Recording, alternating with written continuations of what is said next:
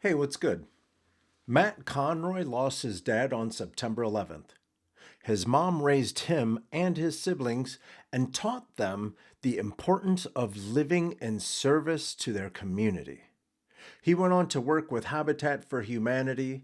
He got his degree in economics. He became successful across several industries, including manufacturing, real estate, tech, and financial services. Now he wants to take all of that knowledge and experience to Washington to represent Illinois' 5th congressional district. This is my conversation with Matt Conroy. Before we get into it, remember to go to coconutjustice.com to get you some clothes that I think would look good on you. Let's go. Hey, everybody. So, my sister that lives in Chicago, she likes to get on my ass because I will bag on whether it's the Cubs versus the Sox, whether it's Chicago versus the suburbs. I go in, and she has been telling me to stop the Chicago hate. So, to show love to the suburbs of Chicago, you guys meet Matt Conroy running for Illinois' 5th district. Welcome, Matt. Hey, Carlos. Thanks for having me. How you guys doing? Doing good, doing good. And by guys, he means C4 Mike too. Explosives Yeah. is here, everybody. Yeah. Yeah, go White Sox. I Yeah, got yeah. I got no hate towards the White Sox. I live on the north side. I do. It's just easier to go to Cubs games. White Sox have the better food, but they have an absolutely garbage product on the field. I think we can agree there. But yeah, Yeah, I give you that one. I give you that one. Jerry Reinsdorf is an absolute Guy's terrible owner. atrocious, man. Which terrible. it's kind of ironic because I mean I know he's turned control basically over to his son, at least for the Bulls, it feels like. And the Bulls product itself is not great, but like they're investing billions of dollars in that like area right around United Center that's all parking lots, and they're going to build a bunch of mixed use housing and office space. They're building a concert venue. They're trying to like make investments in that area. The Green Line Damon stop opened up a couple years ago. In the like new soccer field out there? 2-3 blocks north. No, that's going to be in the South Loop at the 7-8, okay. basically like Roosevelt and like State Street. So you can kind of see like when you're driving in from like Indiana and you're going up 90-94, you can kind of see like a big empty like vacant area. That's where it's going. That's pretty cool. They're gonna do it I mean, and if you could take the template of Wrigleyville and put it anywhere, like it's gonna flourish. So if they're doing a little bit of that, I think that'll bode well for the team and the community. Yeah, that's what the Bears wanted to do in Arlington Heights. That's Yeah, the only reason. That's the only reason I was like, Arlington Heights. Okay, it's Arlington Heights, but if they're gonna build it in a way kind of like Wrigleyville, yeah. I'd be open to seeing that. Better than Hammond. Honestly, I want them to stay at Soldier Field. Like that's my thing. Yeah. Look, they have money left that they owe the city on the lease. They should continue to stay there, pay off their debt and their obligation. But in who was it? Lori Lightfoot, in her last day in office, she released a plan to basically build a dome or build a roof over it and renovate that entire area. I believe it was called One Central, and build housing and mixed use buildings with office space, hotels, shopping malls, like live entertainment, like over the train tracks and over Lakeshore Drive right there, kind of creating like a new neighborhood. I think that's exactly what they should do and invest in. I wouldn't put a roof over Soldier Field. I mean, look, we're talking about 10 games a year. Like, don't spend the money. Like, it's cool that it's still one of the only outdoor fields or one of the historic fields, even though it is ugly with that spaceship on top. But, Yeah. it makes it so like if you build and like when you like look at like the Rams and these other teams, like it's just going to be a track meet. If you become a fully indoor league with turf, and we don't need to spend billions of dollars of taxpayer money to provide them infrastructure, provide them tax benefits or whatever, just so they can host one Super Bowl every we'll call it 6-7 years, something like that. It's not worth it. So I'm fully supportive of them staying where they are And, if the city needs to make investments there to get additional mass transit, because it's a nightmare getting out of, that would be good because concerts, other events, the convention center's right there. Like there is an opportunity for you to make that kind of like a lakefront district. Yeah. Always getting out of downtown Chicago or that area, the nearby the lake is always just a travesty to try to get out of. 4th of July is wonderful, but when it's done, when the fireworks are done, sweet Jesus, it takes like 4 Yeah. hours just to catch a train or a cab or something. Yeah. And there's this other plan. It's called oh man, I think it's by Starline 2034, I believe is the exact name of it. I can send it to you guys after so you can link it. But like they actually Cool. have this plan to link the Metra, link regional rail, build additional subways, like kind of like the Brown line extended out from Kimball out to Jefferson Park. So like if you live in Lincoln Park, if you live in Roscoe, you can just take the Brown line basically to O'Hare. And it just like is looking to completely connect and reconfigure the way that people move about the city. And in complete honesty, like the more you invest in mass transit, the better it is for everyone. Look, if you're someone who Yeah. rides mass transit all the time, like I do, it means more frequent service, cleaner, Mhm. safer. More people are going to ride it. You're going to get more revenue from fares. And you're The more people, proving that people wanna use it. Yeah. yes, and the more people you get taking it, the fewer cars there are on the road. So people who still elect to drive or have a trip that is not serviceable by mass transit, they'll have less cars. Their drive time will speed up. And when you combine those two, you're also making an impact on climate change because you have less emissions put in the air. You're going to have less like rubber and PFAS from the tires, which people never think about as part of the emissions. They only think gas. Like that is a big thing too. So we have to make massive investments in mass transit, not just in Chicago, but around the entire Everywhere. country. Yeah, Yeah. it's embarrassing And how we lack compared to the rest of the world. and environmentally speaking, they know for a fact that this tire residue or junk that the tires are making Mhm.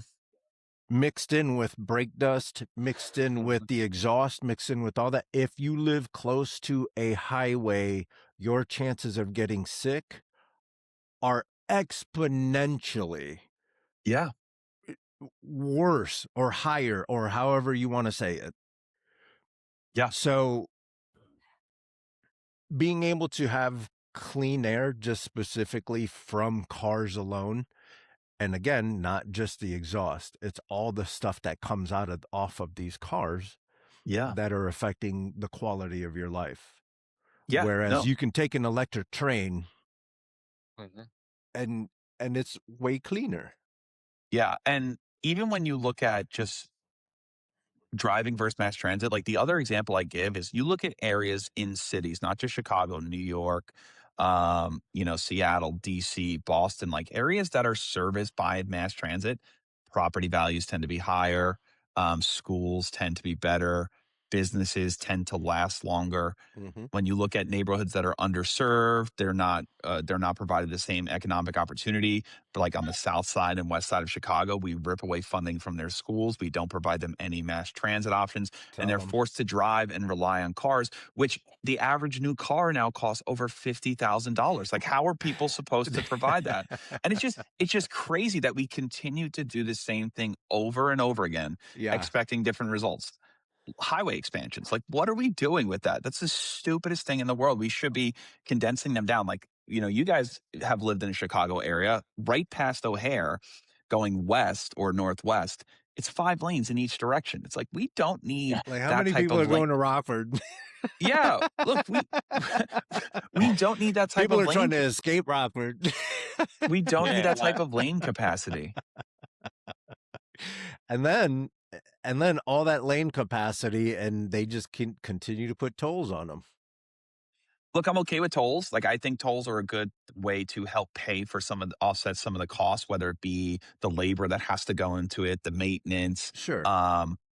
It also can be collected to help pay for schools and local services, like in those Is that what communities. it's Like, being like, used for, though?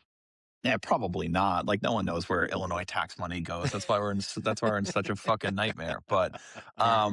no, like I like New York implemented congestion pricing, and all the stats and everything show it's a huge success. Like that is a pilot program that Chicago should start. Like use the loop West Loop and like River North slash like near North Side. Like just start there. Start small, see how it does, and then kind of if you need to expand it to like up to North Ave, getting some of those areas like that is how you do it. That is how you build like a in my mind like a city and a transportation system for the future. Yeah. I want to go High back speed rail to too. yeah, for real. For sure. Dude, that's the high speed rail uh collection of words is triggering because they've been talking about high speed rail going from San Francisco to LA for as long as I've lived out here. Yeah. Yeah. And they spent so much money Mhm. for nothing. Yeah. It's bananas. Yeah, look, so I lived in LA for a few years. I lived in Santa Monica and like Me I too. heard all I heard all about it too. And like I think where they really messed up messed up that project is the fact that they didn't start with two population centers. The fact that they started in the middle and like, yeah, we'll connect it at the end. It's like, no, you're not going to do that. That's like designing a house and being like, you know what we're going to do first? Ensuite bathroom, and then we're going to Yeah. build the foundation. Yeah. It's like, no, no, Well, no, no, no. I really Well, build want the a second floor super first. I want a super dope yeah, yeah. tub. Yeah, and it's just like, no, you should have started in San Francisco, and you should have started or Oakland or whatever like Right. place you could do in the Bay Area, Right. and then you need your hub in LA, and then connect it, and then build in the middle there. Have your stops in Bakersfield or wherever it is like that you need it to stop along the way. Like have it do it like that, Right. and then once you see the fact that you can get from what would be downtown San Francisco to downtown LA in, we'll call it 2.5 hours, as opposed to even flying, because people don't realize where the airports are located in Los Angeles. Mhm. Like it's going to take you 3.5+ hours minimum door to door for that. Like that is right there, the complete game changer. And then if you Yeah. actually had that, you could reduce emissions, like you would get more cars off the road. Like think about how efficient you could be with working. You can be on the train. Like the East Coast, Yeah. has not high speed rail, but they do have a better rail network. And like I know a lot of people who commute from New York to Boston like one day a week for work, and they're able to Mhm. work on Amtrak or down to DC or Philadelphia. Like that's exactly how it's supposed to be designed. I Yeah, that's used what to they're take doing down here. Amtrak. The Bright Yeah. Line? Yeah, the Bright Line down here, it went through first it originated from, like, Miami to Fort Lauderdale, then they Mhm. expanded it to West Palm, and now they're expanding it over to Orlando, which I think they just did, and now they're Yeah. going the next phase is, like, to go over to Tampa and Jacksonville, so they're trying to do it on a, I guess if you could think of the way the L is designed, they're kinda doing it the same way, you know what I'm saying, as far as Hmm. but across the Yeah. state. Which is good because then I can go to Orlando or Miami in 2 hours. I can go across country That'd or be dope. across state in 3 hours. You know what I'm saying? Yeah. It's good, especially with the family. You don't have to worry about driving and things like that. So anytime you can implement transportation, where you don't have to drive and put put all the miles on your car, that we're sitting getting frustrated, and that takes a toll mentally Yeah. too. Like, that's Oh, that's yeah. a whole nother aspect of it. And Yeah, and and not just that, but like I lived in LA, but I moved back home, but not all the way to Chicago. I lived in Palatine. mhm, And part of eventually I my part of worked, my district. yeah. And I worked at I ended up working at Leo Burnett downtown, and I would Yeah. take the Amtrak, but that hour or two it took on the train, I was working. I was Yeah. Yeah. billable. Yeah. So it's not even trying to get away from road rage. Like I was making money taking the train.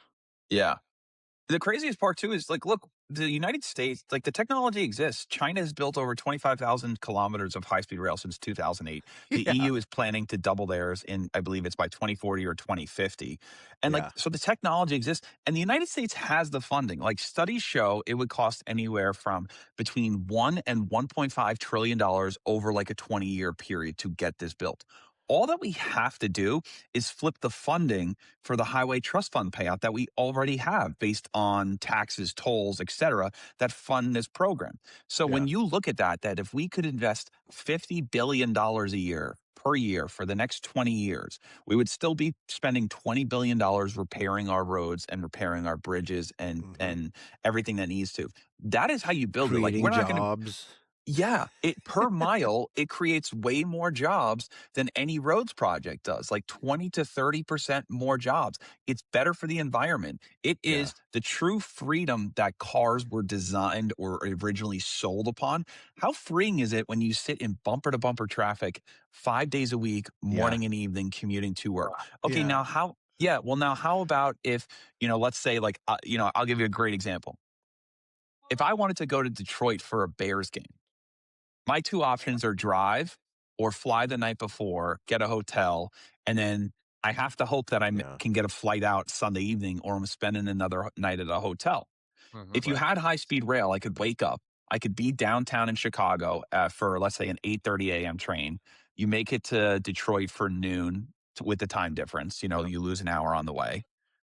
An hour till kickoff. You walk the half mile or mile, whatever it is from there, like Union Station to Ford Field. You go to the game and you're back on the train at, we'll call it 4:30. You're in your house again by 6 p.m. Like Yeah. that is basically equivalent to like a work day, but you went to a Bears game in another city. And you could do the same thing, Yeah. Minnesota. You could go, Green Bay, like, or any other city. Nobody wants to go Mhm. to Green Bay. Yeah.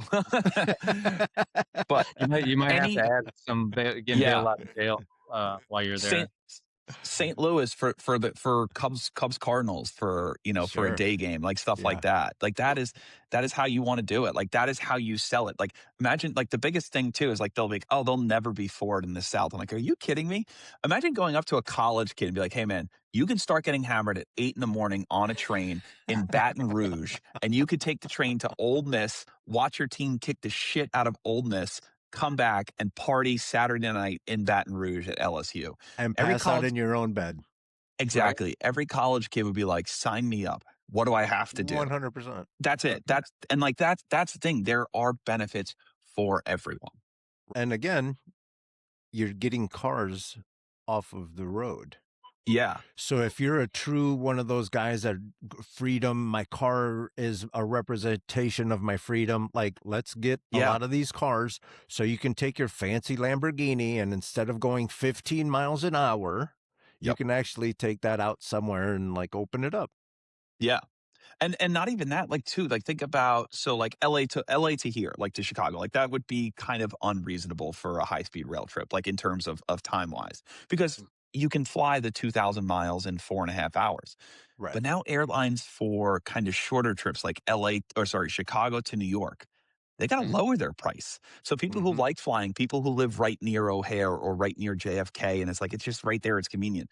Well, now Mm-hmm. airlines have something else to compete with. They don't have a monopoly on this travel. And those prices are going to come down. The airlines exist in Europe. They make money over there. They have high speed Mm-hmm. rail. Like, what are we talking about? There is Mm-hmm. more than enough to go around And let me tell you, in this country. I've been to Europe. I've been to Austria. Austria is the one that stands out. What Germany does too. Um, their rail system feels more escalated than ours does. Oh, yeah. Yeah. Like it, everything about it is more advanced than Yeah. the stuff that we're doing. Yeah. So my experience with it, my uncle lived in Tokyo Yeah. from like 2003 to 2010.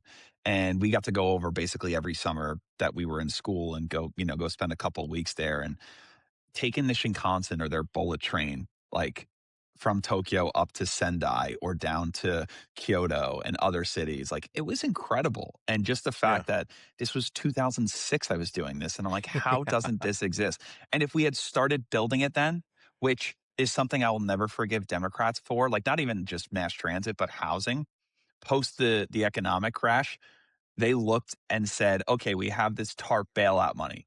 We could invest it in people and give it to the people who are about to lose their home, their jobs. We have a record low in interest rates at the time. We could invest tons of money in housing and transportation. And what did they do?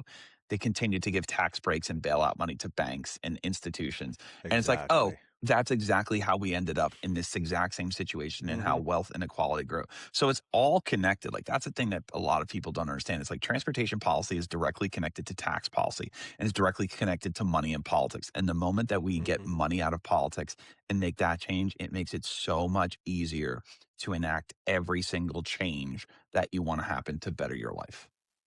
The more I talk to you guys, the more I'm trying to get to the answer of this question.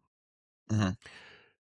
It's hard to get people to trust anything political because we know that the money stops showing up exactly where it needs to be. Yeah. Everyone has their hand out. How are we going to be able to, let's say things overseas quieted down and we found a new level of peace, but we're still going to have everyone with their hand out with the deep pockets, and everyone has their hand out. Mhm. How are we going to make sure that we have $50 trillion dedicated towards high speed rail in and around the Chicagoland area? How are we going to make sure that the money gets to the trains instead of everyone who is along the way has their hand in them and has their hand out? Yeah, so 50 billion, by the way, not 50 trillion per year Yeah. is what it would be. Look, we already build projects like this. We already Yeah. do this, but we're doing roads, we're doing we're doing highway expansions, we're Hmm. remodeling airports. Like we have the money, we have the labor unions that deserve to get paid because they're the ones who are building it. Absolutely. Right. What government needs to do, in my opinion, is they need to make sure that they can simply make it easier to build, whether it be mass transit, whether it be housing, Hmm. whatever it is, because the more restrictive that government makes it, the more frustrated people get and nothing ever gets done, which is Right. how like in Chicago, like you get areas where you're like, why is there nothing around here? For example, we were talking before we started recording about where the soccer stadium is going in Chicago. That's been a vacant lot in the South Loop since at least since I've lived here in 2015. And that is an example of just making it really difficult to build and making it really tough. So, what is the answer? I don't have it right now, but I think providing incentives to states, municipalities to expedite the process. Like, for example, I know Pennsylvania passed a law or has a law on the books where it's basically like if you apply for a permit within I think it's 45 days or 60 days and you don't hear back, it's approved. Like for residential housing and stuff like that. We really should be doing that, Yeah. and we need to really, really expedite these environmental reviews for certain things, not for everything, but for certain things. Like if we're talking about building housing in an already densely populated urban area, in my mind, I'm kind of like, what is the real purpose of this? Unless it's a huge Yeah. high rise, like if it's, or even like if we're building high speed rail, for example, directly next to existing highways, we already know the environmental impact. It's going to reduce the carbon emissions and reduce the impact on climate change by building it and by having it in place. And we can't say, all right, it's going to cause, like, there's going to be a negative effect in the short term, like, that can't be a reason we don't do it. And then one Right. example that people give is like, it's going to increase congestion if you build more housing. And it's like, it may, it may increase congestion, but it's also going to bring in new business owners. It's going to bring in new property tax revenue. You're going to have more kids going to your local schools. You're going to have more people paying into your income base. You're going to have a commute, like by building more, and I'm shifting to housing, but by building Hmm. more housing units, you're going to have the ability to create more of that community by reducing lanes on roads. Like, so for example, like on Western Avenue in Ashland in Chicago, which are for two big, like basically Hmm. they're 6 lane roads, like they shouldn't be, like they're 3 and 3. By having bus rapid transit, we're able to move people up and down those corridors quicker. People who rely on mass transit, the same capacity for cars is still on the road, protected bike lanes. Like the thing is, adding a little bit of friction to driving in my example. Hmm. Like again, instead of 2 lanes, one. You can still go from A to B. We're not taking that away. You can still make all the right turns and all the left turns that you want. But Hmm. we're just going to add a little protected bike lane for people who are going short distances. for Right. people who are taking mass transit from, you know, Avondale down to Little Italy to go get dinner or Little Village, something like that. Like that is exactly how you do it. And then when you think high speed rail, okay, we're just doing the same thing, but we're doing it on a national scale. Yeah. Not to mention, if people are being paid the proper amount to Yeah. survive, it would lower all of this traffic congestion if they were able to live at least somewhere close to where Yeah. they work. Yeah. They so like we've all heard the term like 15-minute cities, right? Like the Yeah. Republicans Yeah. always try to attack us for it, but it's like, no, it's not. We don't need to phrase it as 15-minute cities. That's the wrong phrasing. The way that we need to approach it is say we're going to have livable and walkable communities, Right. which is unavailable for a lot of people. That's like how we have to phrase it because when we Yeah. like in my mind, if you told me I had the opportunity that we could build this community where I can walk to work. I can walk or ride my bike. I can Hmm. safely walk to the doctor's office, grocery store, everything I need on a regular basis. And if I wanted to go to another neighborhood, I would still have the ability to drive, or I'd have the ability to take the train or bus or Sure. however I would get there. Or Yeah, Uber sign me or, up. yeah. Yeah, whatever it is. Like that's the thing. It's like we're not talking about completely eliminating cars and getting rid of people's like Right. supposed freedoms or their desire to go drive. But by framing creating these communities for people who don't want to drive, we are going to make it better for people who still continue and elect to drive. That's the messaging that Democrats have struggled with. And that's the thing that they cannot sell and is why it seems like they're losing this battle. I don't know what it is about the Democrats. They have all the wonderful ideas, but boy, do they get lost in messaging.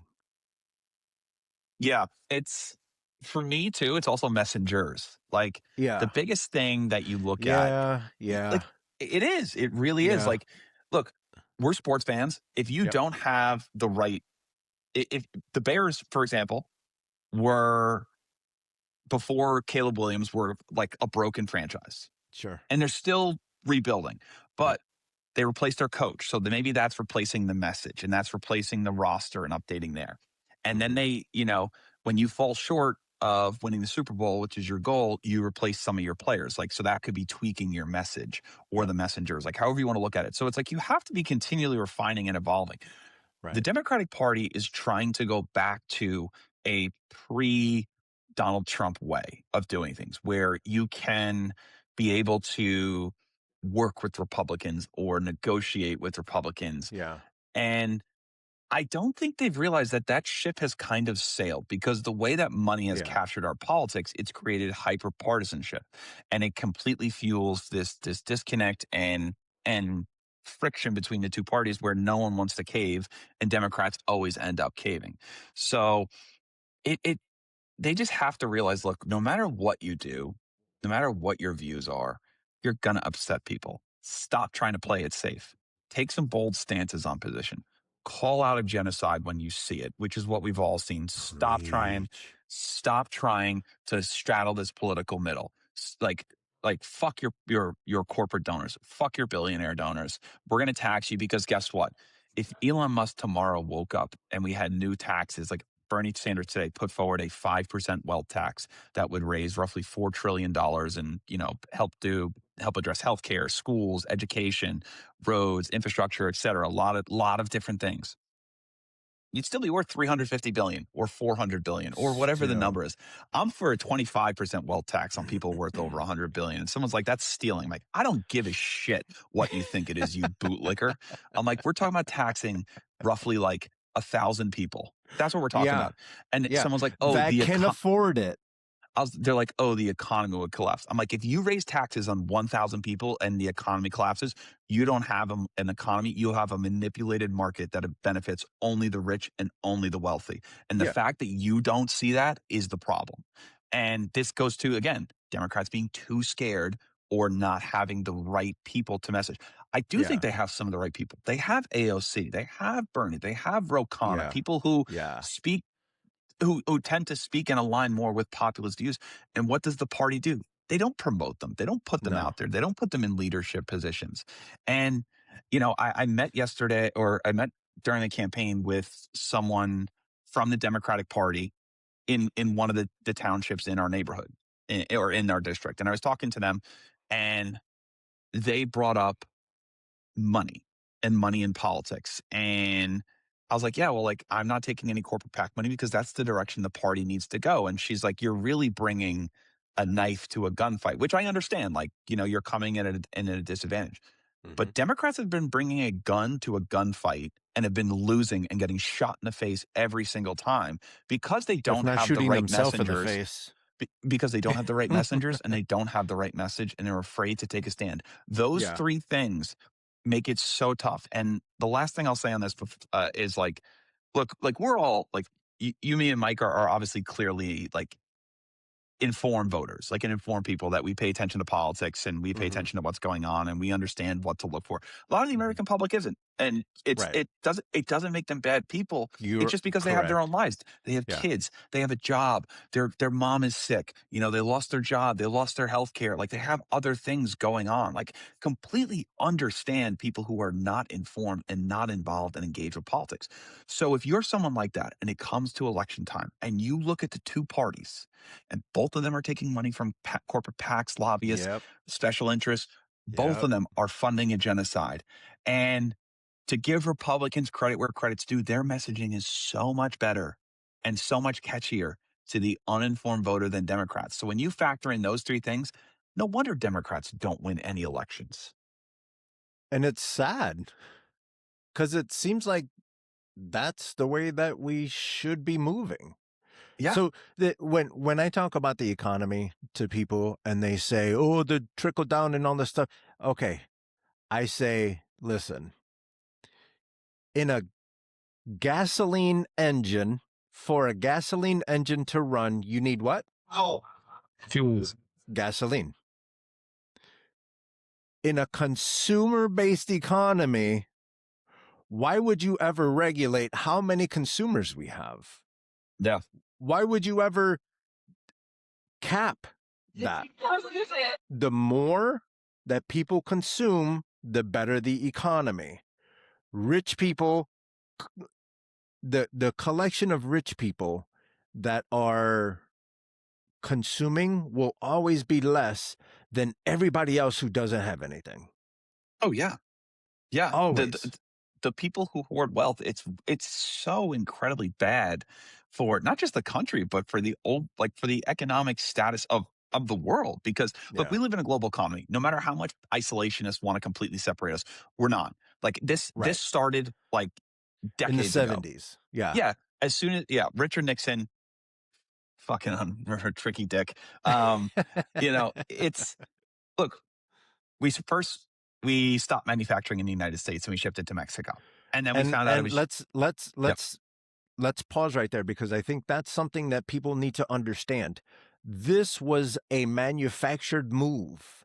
Yep. This was a politicians got together and said, "Okay, look, we're going to be the brains of the planet. We're going to invent everything and we're going to do all the things." And we were supposed to go to China, go to India to have cheap labor doing all of this. They, meaning the politicians, decided to not educate the people of the United States to be those thinking leaders to be able to invent things. Yeah. That's where the dilemma begins. Yeah. Was this deindustrialization of America, but then they never invested in education. Yeah. Yeah. And look, it also was, I'm not necessarily saying that it was a bad thing to move manufacturing because it allows us to buy goods for cheaper. Like, look, if we Mm-hmm. manufactured iPhones in the United States, we'd be paying $10,000 for an iPhone. Like, Right. like that's Right. untenable. Where it was missed was, it's like, okay, how are we going to replace these jobs? So when we Mm-hmm. abandoned all of these small towns and rural towns in the South and the Rust Belt and Middle America, the cities didn't. The cities have their flows, but they're going to continue to thrive because though, like, New York's not based on manufacturing. LA's not based on manufacturing. Right. Chicago, like these are towns that San have Francisco. other, yeah, that are already integrated in the global economy. It's these small towns that have really continuously been screwed over.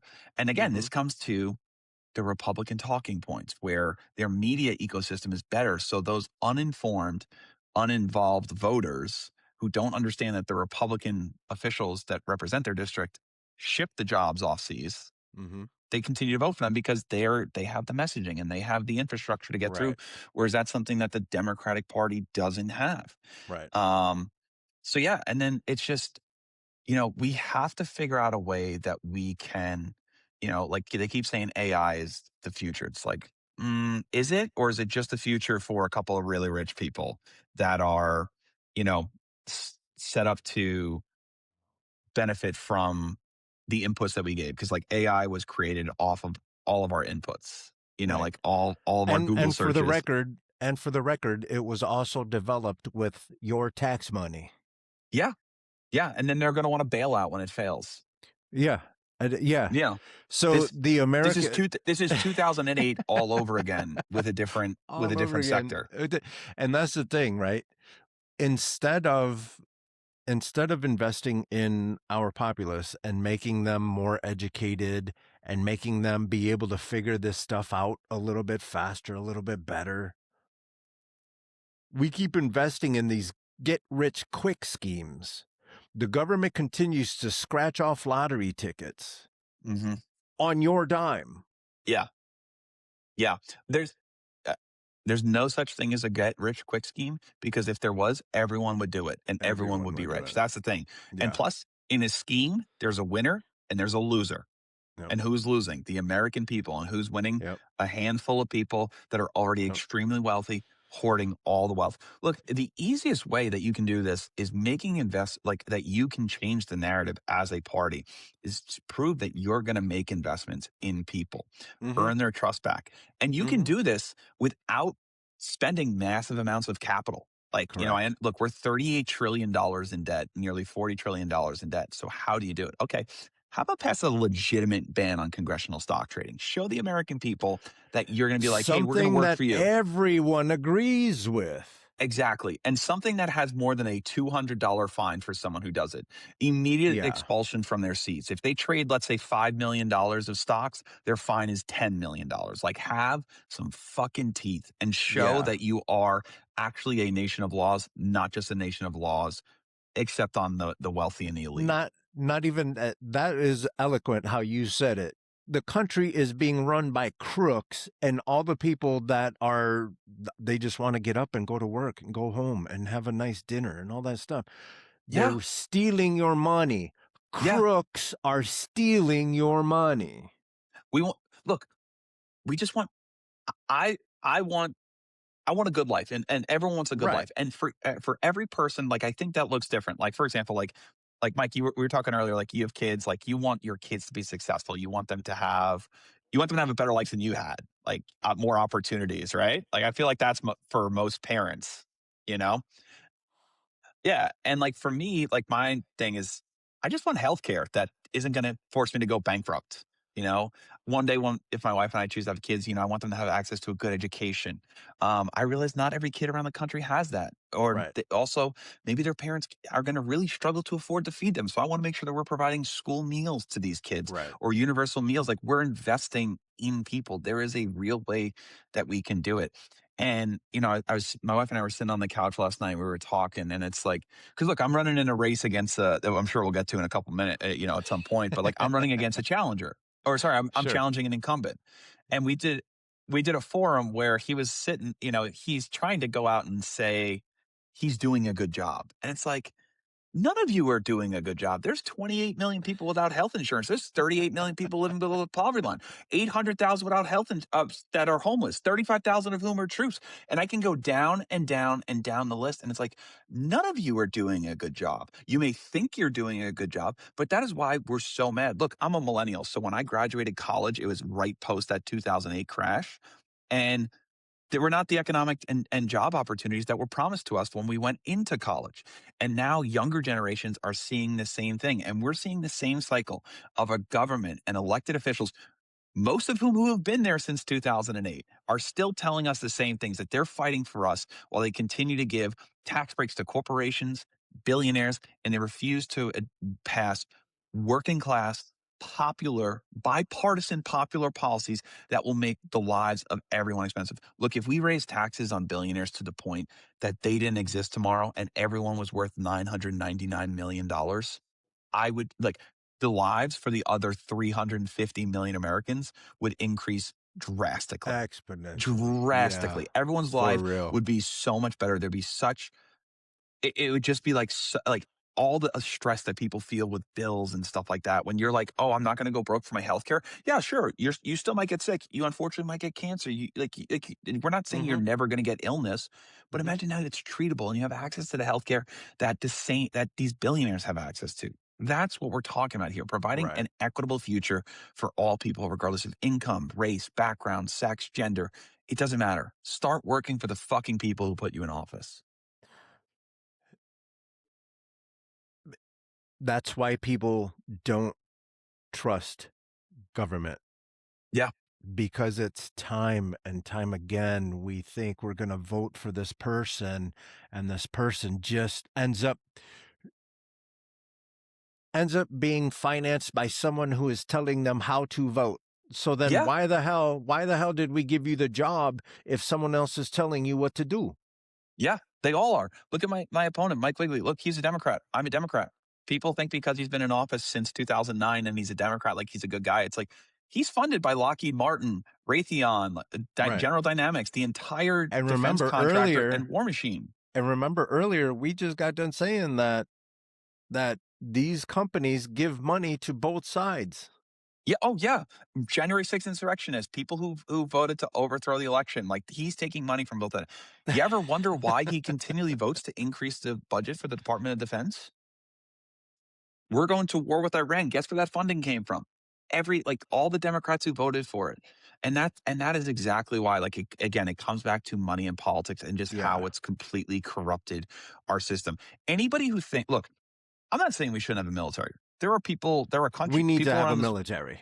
there are people Period. around this, yeah. But we spend more than the next 10 countries combined, 7 of whom are allies, which is And the absurd. other 6 are us again and again. China China has a country that has what, roughly 4 to 5 times our population, I think it is, and Yeah. they spend half of what we spend on the military. And we And say they're they're making this. moves, and they're making moves to, like, buying up these smaller countries. Yeah, so they can have They bases don't around need the a world. bullet. They don't need Yeah, bullets. They don't need missiles. China hasn't dropped a bomb or attacked a country since I think 1979. And look, China has severe human rights issues and violations. They Right. have potentially like a genocide of the Uyghurs that they were doing, and they have concentration camps. And do not get me wrong, like we need to call it out where we call it out. But China 100%. has made massive investments in their population. They've built a ton of housing. They have invested a ton in infrastructure. They've Mhm. educated their people. They provide healthcare to their people. Look, Mhm. regardless of what country it is, when someone does something right, even a broken clock is right twice a day. Right. We have to take those things and say, okay, let's make those investments, or let's do those things, but let's improve upon it, or let's we see what they're doing with civil rights, let's never be that, and Yeah. I think that's how we have to approach it moving forward, and that's exactly how, that's the only way forward. Otherwise we're just going to continue down, kind of this path that most people feel like America's declining, and I can't really argue against that. Exactly. We can't. We can't. Just the simple fact that we our education is as atrocious as it is. Yeah. That's just proof. Yeah. Yeah. and You and don't have like to go further than that.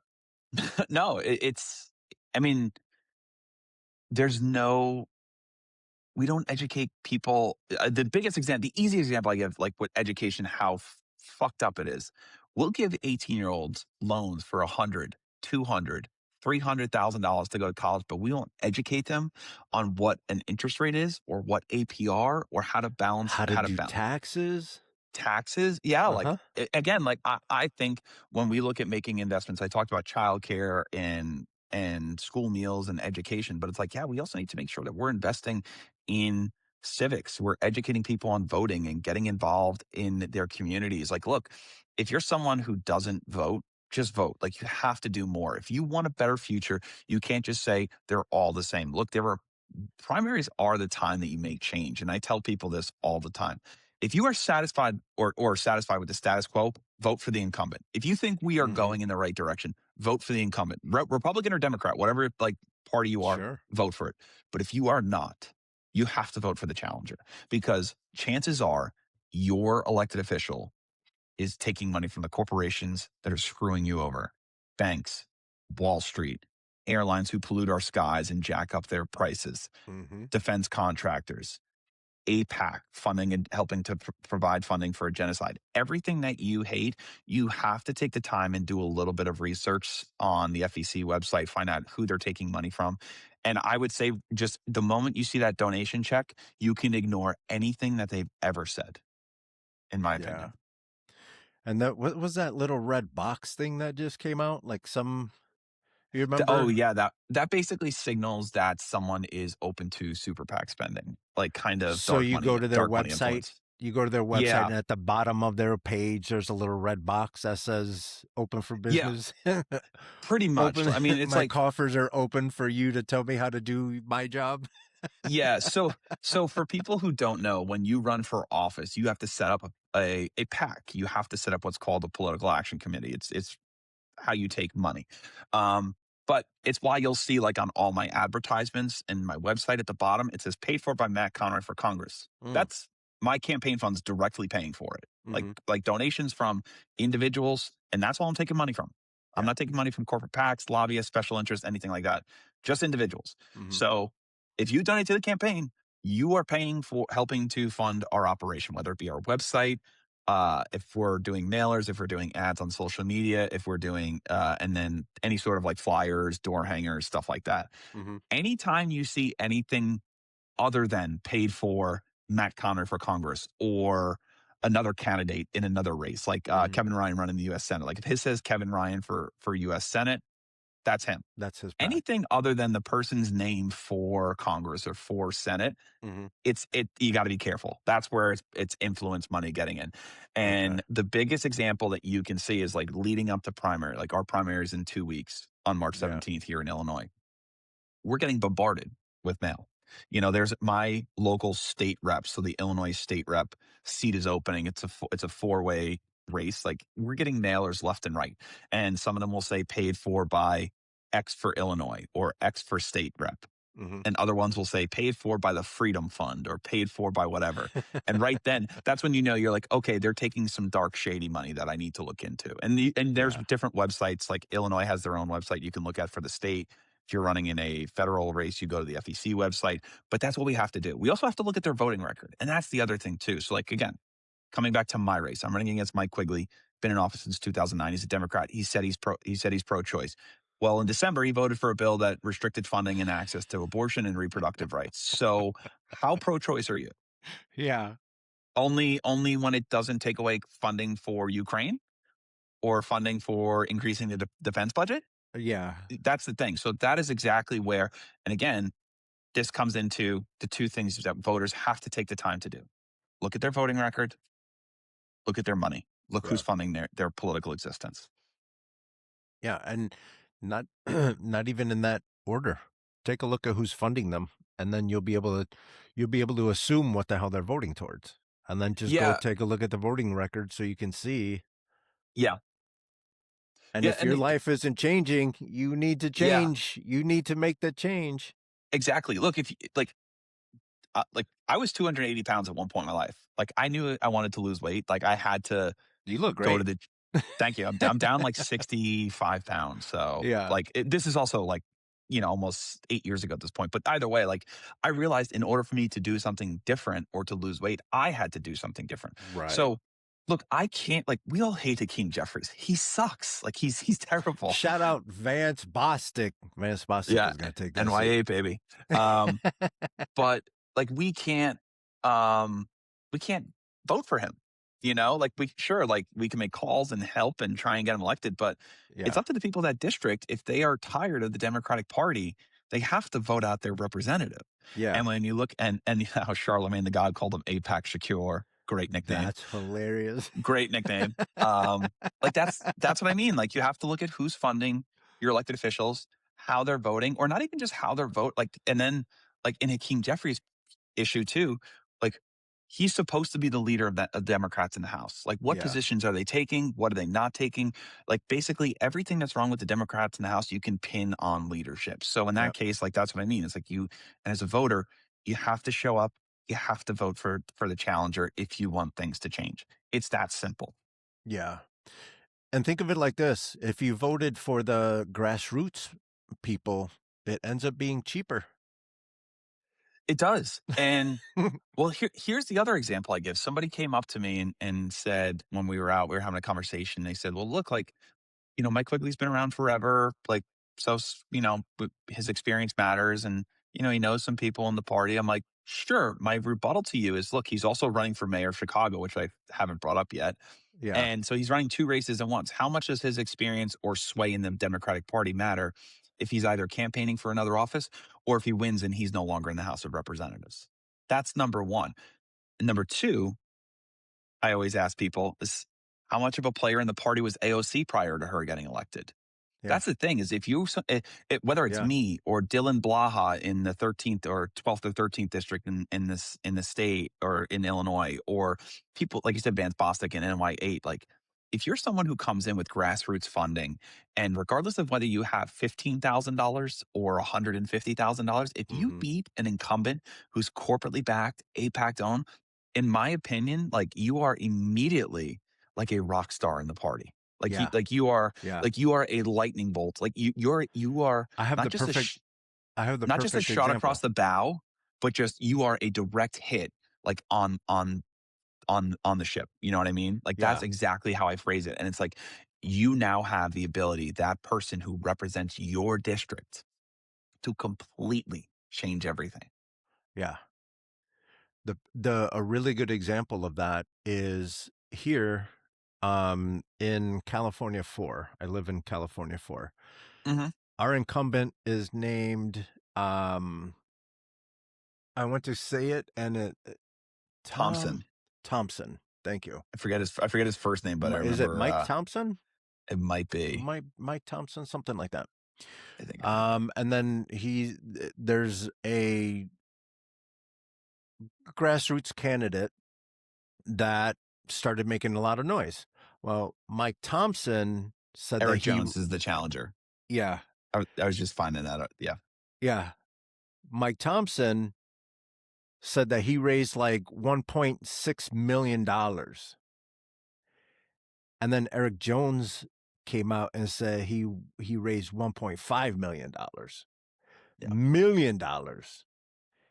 And now it's official that people are paying attention to what Eric Jones has to say. Yeah. So it's wild. And from what I understand, you correct me if I'm wrong, but when you go to run for office and then you finally start meeting the Democratic establishment, the Hmm. first question is how much money have you raised? Oh, yeah. Always. No vote. I have not been asked by a single voter or a single person who is not involved in politics how much money we raised. And Yeah. that right there to me is like, if you are judging a candidate based on how much money they raise, then you're part of the problem. Yeah. Because if you meet with someone and you're like, okay, he or she has a great message. Their attitude is impeccable. Yeah. They're so personable. They're so friendly. I close my eyes and I can see them representing this district. If they suck at fundraising or not good at it, like I am, that's where you come in. You're in the party. You have the Yeah. access to the donors who support the Democratic Party. You have access to, quite frankly, people with more disposable income than I do. So that is Yeah. where, as the party, you have to stop completely shutting off candidates who don't have money. You have to look at the message they have, what they're trying to accomplish, and will it move the party in the right direction that it needs to go.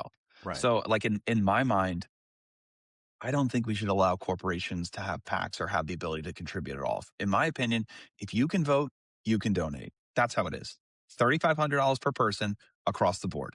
How Yeah. do we supplement some of this income or some of this funding that will be needed? Well, that's where we go to publicly financed elections. We go to ranked choice votings. We really need to make it Yeah. cheaper. I also like, I know there are certain countries around the world that limit when you can see um, election ads or political advertisements. Hmm. I really like that. Like I think that Me we too. need to get to that where, like we're just bombarded every single day now. Like we went my wife and I went to get pizza the other night. We were sitting in the bar eating and we look up and we were watching college basketball and we look up there and every single commercial, Raja, Juliana Stratton, two US Senate candidates, Yeah. Kat Abagazale, who's her opponent? Laura Fine, Daniel Biss. And Hmm. the crazy thing is you have to look at who is paying for them. That goes to the red box thing you're talking about earlier, Right. looking at the bottom of who's actually putting their name on it versus who's dark money.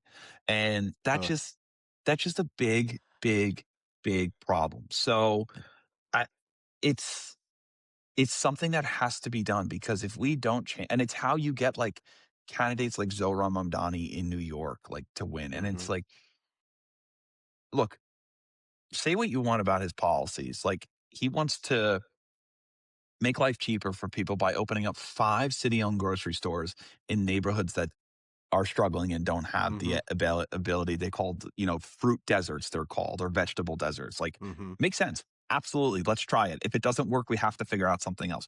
But let's Right. try it. Right. He wants to make buses free.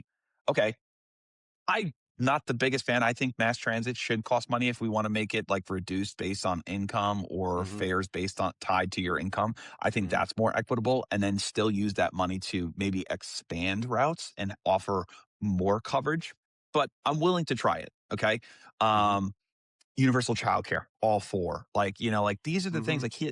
like freezing the rent and lowering the cost of housing. Like these are things that he realizes the mayor can do and he can implement right away to make people's lives better and Hmm. just improve it immediately. Right. Paying shovelers, what was it, 25 or 30 bucks an hour during the recent blizzard to help clear the Yeah. streets. Yeah. Incredible. That's Yeah. exactly what government's supposed to do. Exactly. And the only, I mean, besides running an incredible campaign, but the real tool that he used to his advantage was the publicly financed elections because was not taking massive donation checks like Andrew Cuomo was, who was Right. funded exclusively by rich people, billionaires, corporations, Hmm. and the establishment that we all hate. And it's like people wanted change. And if the Democratic Party couldn't see that based on that one election, at the very definition of establishment, and then the definition of forward facing like future were against each Yeah. other and he kicked the shit out of them twice. Yeah. It's like, come on, man. Like, what are we doing here? Yeah. And that's, w- uh, I always thought that that's what we're supposed to do as citizens of the United States is like, how can we leverage all of this knowledge to make life better? How can we leverage all of this money to make life better? Right. And even going to, this child uh, care, um, not situation, the child care Issue. argument issue. Yeah. Imagine being a working class family Hmm. that has to pay whatever exorbitant amount just for Yeah. babysitters. Yeah. And both of you are working. Let's say childcare was around $2,000 a month. Per But kid.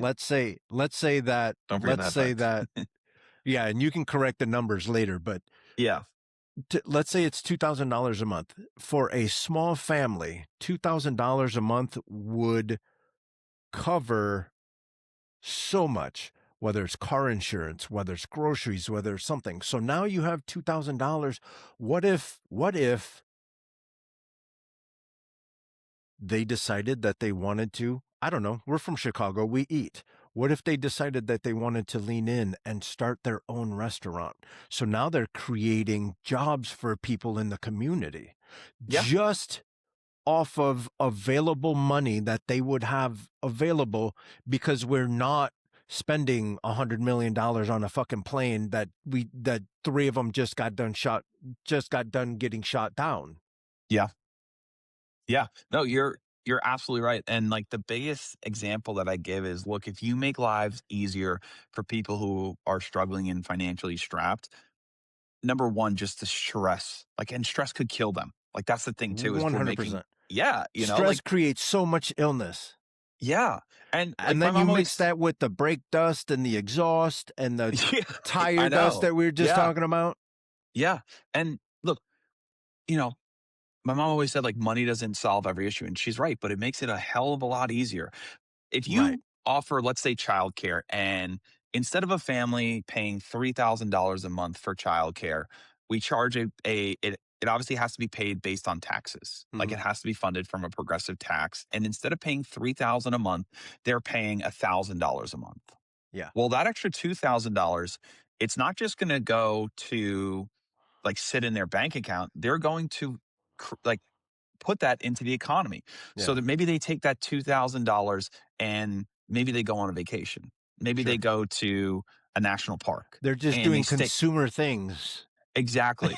And they spend $2,000, they spend $500 on airline tickets, and they spend, a couple $100 on a small motel, and they spend money at, businesses in, around these national parks, little diners, coffee Sure. shops, like souvenirs. Like that is a economic input that billionaires and people hoarding wealth could never create. And that's why when Right. people argue for not raising taxes on them, it's absolutely crazy. Look, the job of government is to make people's lives a little bit better, to have a functioning society. And when we have a society where there are 28 million people or 26 million people without health insurance, 500,000 going broke every year because of medical debt, Mm-hmm. 38 million people living below the poverty line, like then government is broken and it's not doing its job. I think everyone would agree there. So how do we do it? Well, let's start by taking care of our most vulnerable people, immigrants, people who are struggling to pay their bills, providing to people who can't afford life-saving medication, like protecting the communities and people within those communities who need it the most. And a rising tide lifts all boats. So let's try something different than we've been doing, because what we've been Mm-hmm. doing clearly isn't working. Right. And Right. I think everyone would agree, right? You agree with that? You show me one moment in time in the entire history of the world where we haven't invested in a certain community where, like, proper money, not bullshit, like, oh, for the inner city schools of Chicago, we're going to paint the walls, but then we're not going to invest in teachers, right? Yeah. Give me one example where we have invested in a certain population of people and it hasn't come out in a better way. Yeah. Oh, yeah. Or even here in America, you show me where people were able to pull themselves up by the bootstraps by themselves. It doesn't happen. You need money. We said this earlier. You need money to make all of this stuff attainable or accessible or whatever. Yeah. And the only thing that you're doing is improving the entire community of the United States of America. You're just growing that community and everyone is better. And exactly what you said, rising tides lifts all boats. Yeah, and it's that's really how we have to look at it, is that, oh, there we go. We have to invest in everyone, because that again is the job of government, and that is what we're supposed to do. And that's what the people elected you to do. They didn't Yeah. elect you to give tax breaks to corporations and to, give tax write-offs to billionaires and CEOs who make $50 million a year to write off their private jets. No, they elected you so you could fund their schools, so you could fix our Right. transportation, so you could build Right. housing, so you could help Right. improve the lives of everyone. And like you said, look, I'm we live in hoping it. I'm hoping that we invest enough money in our education system so when I go and get into an argument with people that believe in this MAGA bullshit, that Yeah. at least I'm not arguing with an idiot. Yeah. Like, and we said it earlier. Look, if you are someone who, like, if you Republicans, if you have a different economic theory or ways that, like, you think we should be approaching investing in schools or investing in transportation or Infrastructure. whatever it is, like, Yeah. again, we're not going to always agree 100%, but it's like, okay, have we done it your way for the past 30 years where we continually cut funding and lower taxes for billionaires and corporations? Okay, how was it 30 years ago? What was our housing? Look, we had a housing shortage. Don't get me wrong. We had a housing shortage. Was it Yeah. worse back then or was it better? Better. Right. Right. And that's the thing. It's like, okay, so we have to, We like, can even that's, take a look at media. In the 70s, our programming was accidentally teaching us things. yeah. And now it's just silly TikTok videos. There's also just so much of it too. Like, that's part of it. Like, it's just we have these dopamine hits, like, all the Yeah. time, and it's just like Yeah. it's right in our pocket, and it's whenever it dings, like, even like, I'm sure you find yourself, you'll be sitting watching TV, you just look over your phone, like, you get Mhm. those ghost buzzes or ghost notifications, and it's just like, is my brain playing tricks on me? I'm lucky enough being I'm 37, so like I said, I'm a millennial.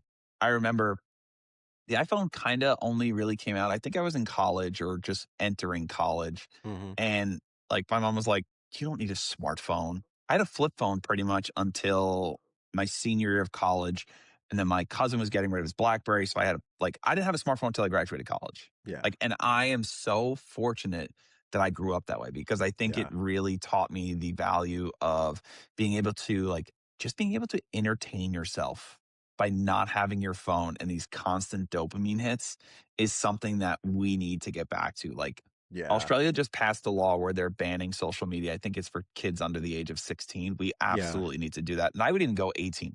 In my opinion, for someone under the age of 18, there is no inherent value for this. Like, we should almost have like kid smarts, kid approved smartphones where, look, parents want to give their kids freedom. They want to teach them, kind of responsibility, but they want to keep track of them or they want to know where they are. Like, having a Mhm. phone for a kid who, let's just say that they can call, they can text, they can FaceTime if they want.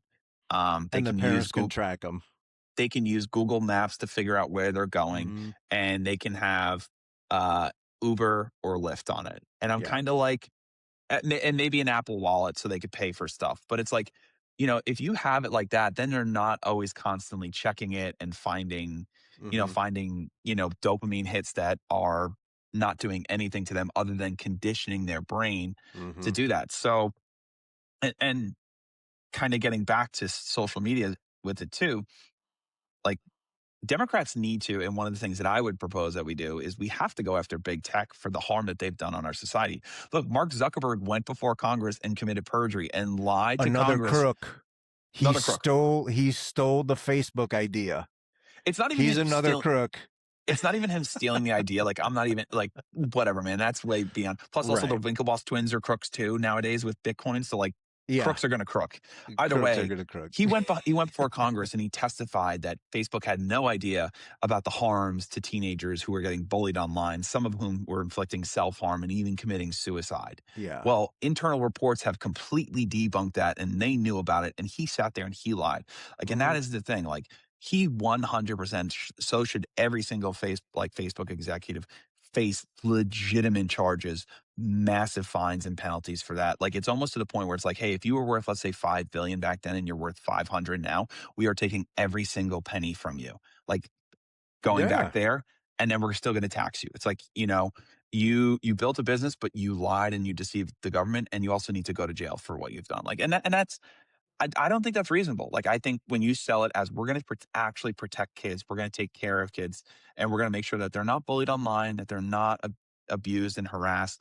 And, we're actually going to lock up the pedophiles that are involved with the Epstein ring, starting with our Yeah. president. Like, that's really where, we have to go as a party. And it's like, hey, man, you may not think it, but there are a lot of voters who see that the president is in the Epstein files and all these rich and powerful people are in the Epstein files publicly. We know it. and not a single person has been arrested. Right. And they're just like, screw it. It's like you want, yes, you do have to win some of the swing voters, but you have to get voters who don't show up for you. And Right. by protecting kids, by going after these companies who, Facebook, again, we'll use them as an example. Data centers, like they're destroying small towns all across the country, Hmm. driving up energy costs, killing their water supply. You see these videos on More Perfect Union. Like this is easy political wins and policies that need to be passed, and the party refuses to do. Why did you get into politics? I got into this race because I am someone who, like, I've always been engaged and involved, and someone who's considered himself to be a Democrat, What like did you want to be when you grew up, when you were a kid? pro athlete, always. I mean, let's be honest, Attaboy. Me always. too, Yeah. son. Oh, I wanted to be Ken Griffey Jr. He was the coolest motherfucker in sports, man. He's The still way he he's still the boss. the way he would just like fly like a fucking gazelle across the outfield, rob home runs, the smoothest swing. Oh my God. I Yeah. wear 24 is my number because of him. Yeah. And every single time it's like, and if I can't get 24, I get 3 because that's what he wore on the Cincinnati Reds when he changed teams. So, um, anyway, yeah. So professional athlete was my thing. Like, I'm like, yeah, absolutely. Yeah. But I got into politics. I got into running for office because I saw it took me 36 years to realize that I can't wait for other people to enact the change that I want to see. You have to make the change Exactly. happen yourself. And Exactly. my elected official has been in office since 2009. Yeah. He takes money from all the corporations that prevent change from happening. He takes money from defense contractors that profit off of endless wars. He takes money from a foreign lobby, APAC, that helps push and enable a genocide. And I am just absolutely appalled that he is my representative. And that is the type of person who is way too often the representative for the Democratic Party. There are more Yeah. people who favor his policies in the party, like in elected office, than do not. And Hmm. whereas with the voters, more of the voters absolutely align with the issues that we have and the fact that we're not taking any corporate or PAC money. Right. So when I see that, and it just like we were saying earlier, they're not doing a good job. No matter what they tell themselves, they are not doing a good job. Black and brown people have a saying. The Republican Party and the Democrat Party are wings on the same bird, Damn right. Yeah, they are. because it doesn't matter if they're wearing blue, if they're wearing red, if they're wearing a red cap, it doesn't matter. Your life is still going to be surrounded with struggle. Correct. So if Yeah. you want black and brown folks to come out and to vote, you need to come out with a plan that says this is how we're going to get you to tap back into the government. Yeah.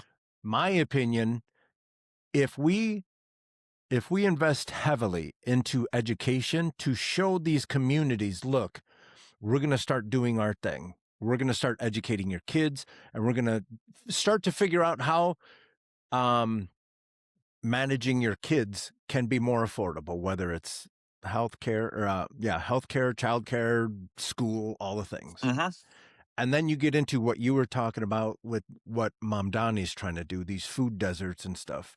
Yeah. When you start building things like that into the communities that people like Trump and all of these quote unquote successful people, the self-made millionaires that got all the millions from their parents, those guys, when they tell you that investing in these communities is a waste of time, do the opposite of that. And I bet you How you're did going to Donald win. Trump's father make all his money? Housing Being a crook. projects. Housing Yeah. projects. Yeah. Like, Not that's it. renting to blacks and Well, Puerto Ricans. yeah. And it's just like, okay, like it's yeah.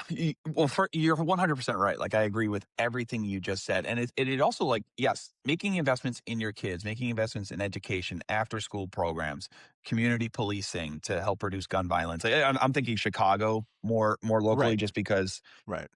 they traffic guns across the state lines because Indiana is in our backyard, and Yeah. they don't do a fucking thing about guns in that And state. what's hilarious is there's so many laws in Chicago against all these guns. They even have spray paint outlawed, and they still get spray paint. You think they're not going to have guns?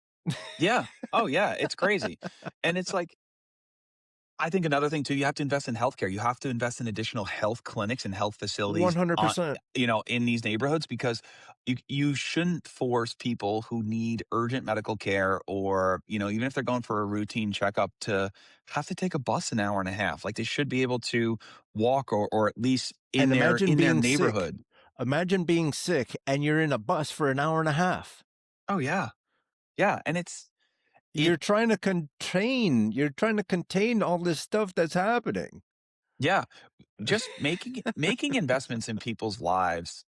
And again, not every single thing that we list off is going to benefit every person in the community. But when you hit a couple key areas, three of five, like you brought up childcare. I don't have kids, but I still want my friends and family and people in my neighborhood Right. and people all around the country to have access to it. Right. So it's not going to benefit me. It's going to make their lives better. Sure, I'm happy But to this is help pay how a little more in taxes for it. but this is how it's going to benefit you.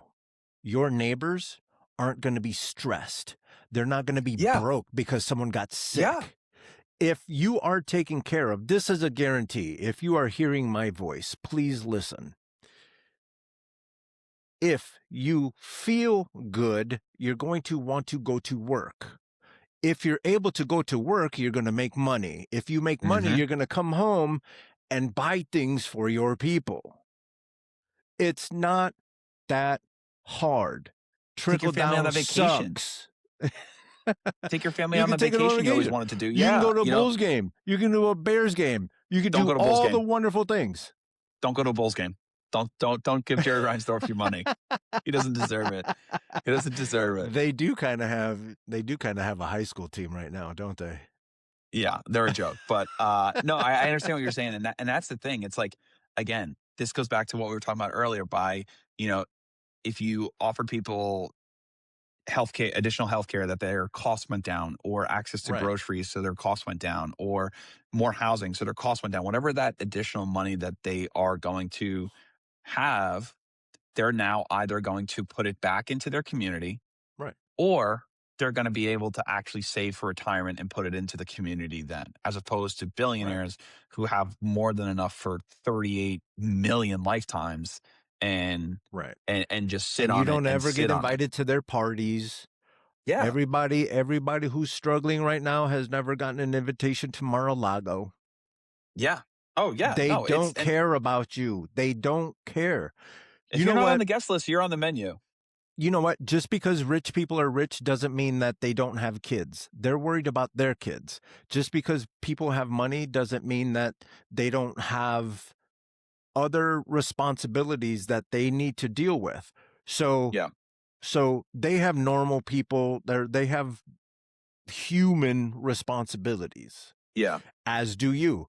They have less friction than you do. But Yeah. they're not worried about you because they have the same daily checklist that they need to Yeah. do. Wake up, check. Get ready for work, check. Go to work, check. Make sure my kids are at school, check. All that stuff. The only difference is they have less friction than you. Yeah. So Yeah. imagine if you don't have anything today, imagine if you woke up tomorrow with little to no friction.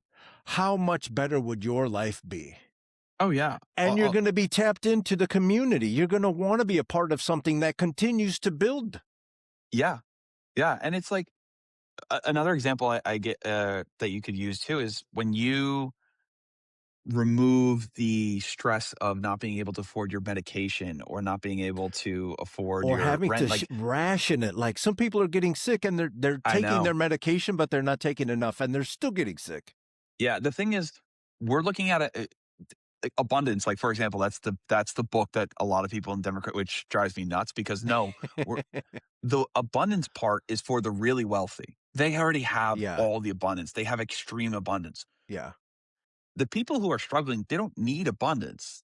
We just need enough. We just need Yeah. enough that we can pay our bills and still go to school, like take our kids to school or go to Yeah. vacation, or let the, if your son wants to play baseball, let him play baseball. Your girl wants to Right. play soccer or softball or basketball. Just having enough that you can be able to provide your kids the life that they want and that they deserve, Yeah. while also being able to work and afford your medication and afford the healthcare treatment that you need, and contribute to the community, and be a small business owner or whatever it is that you're spending your money on. Right.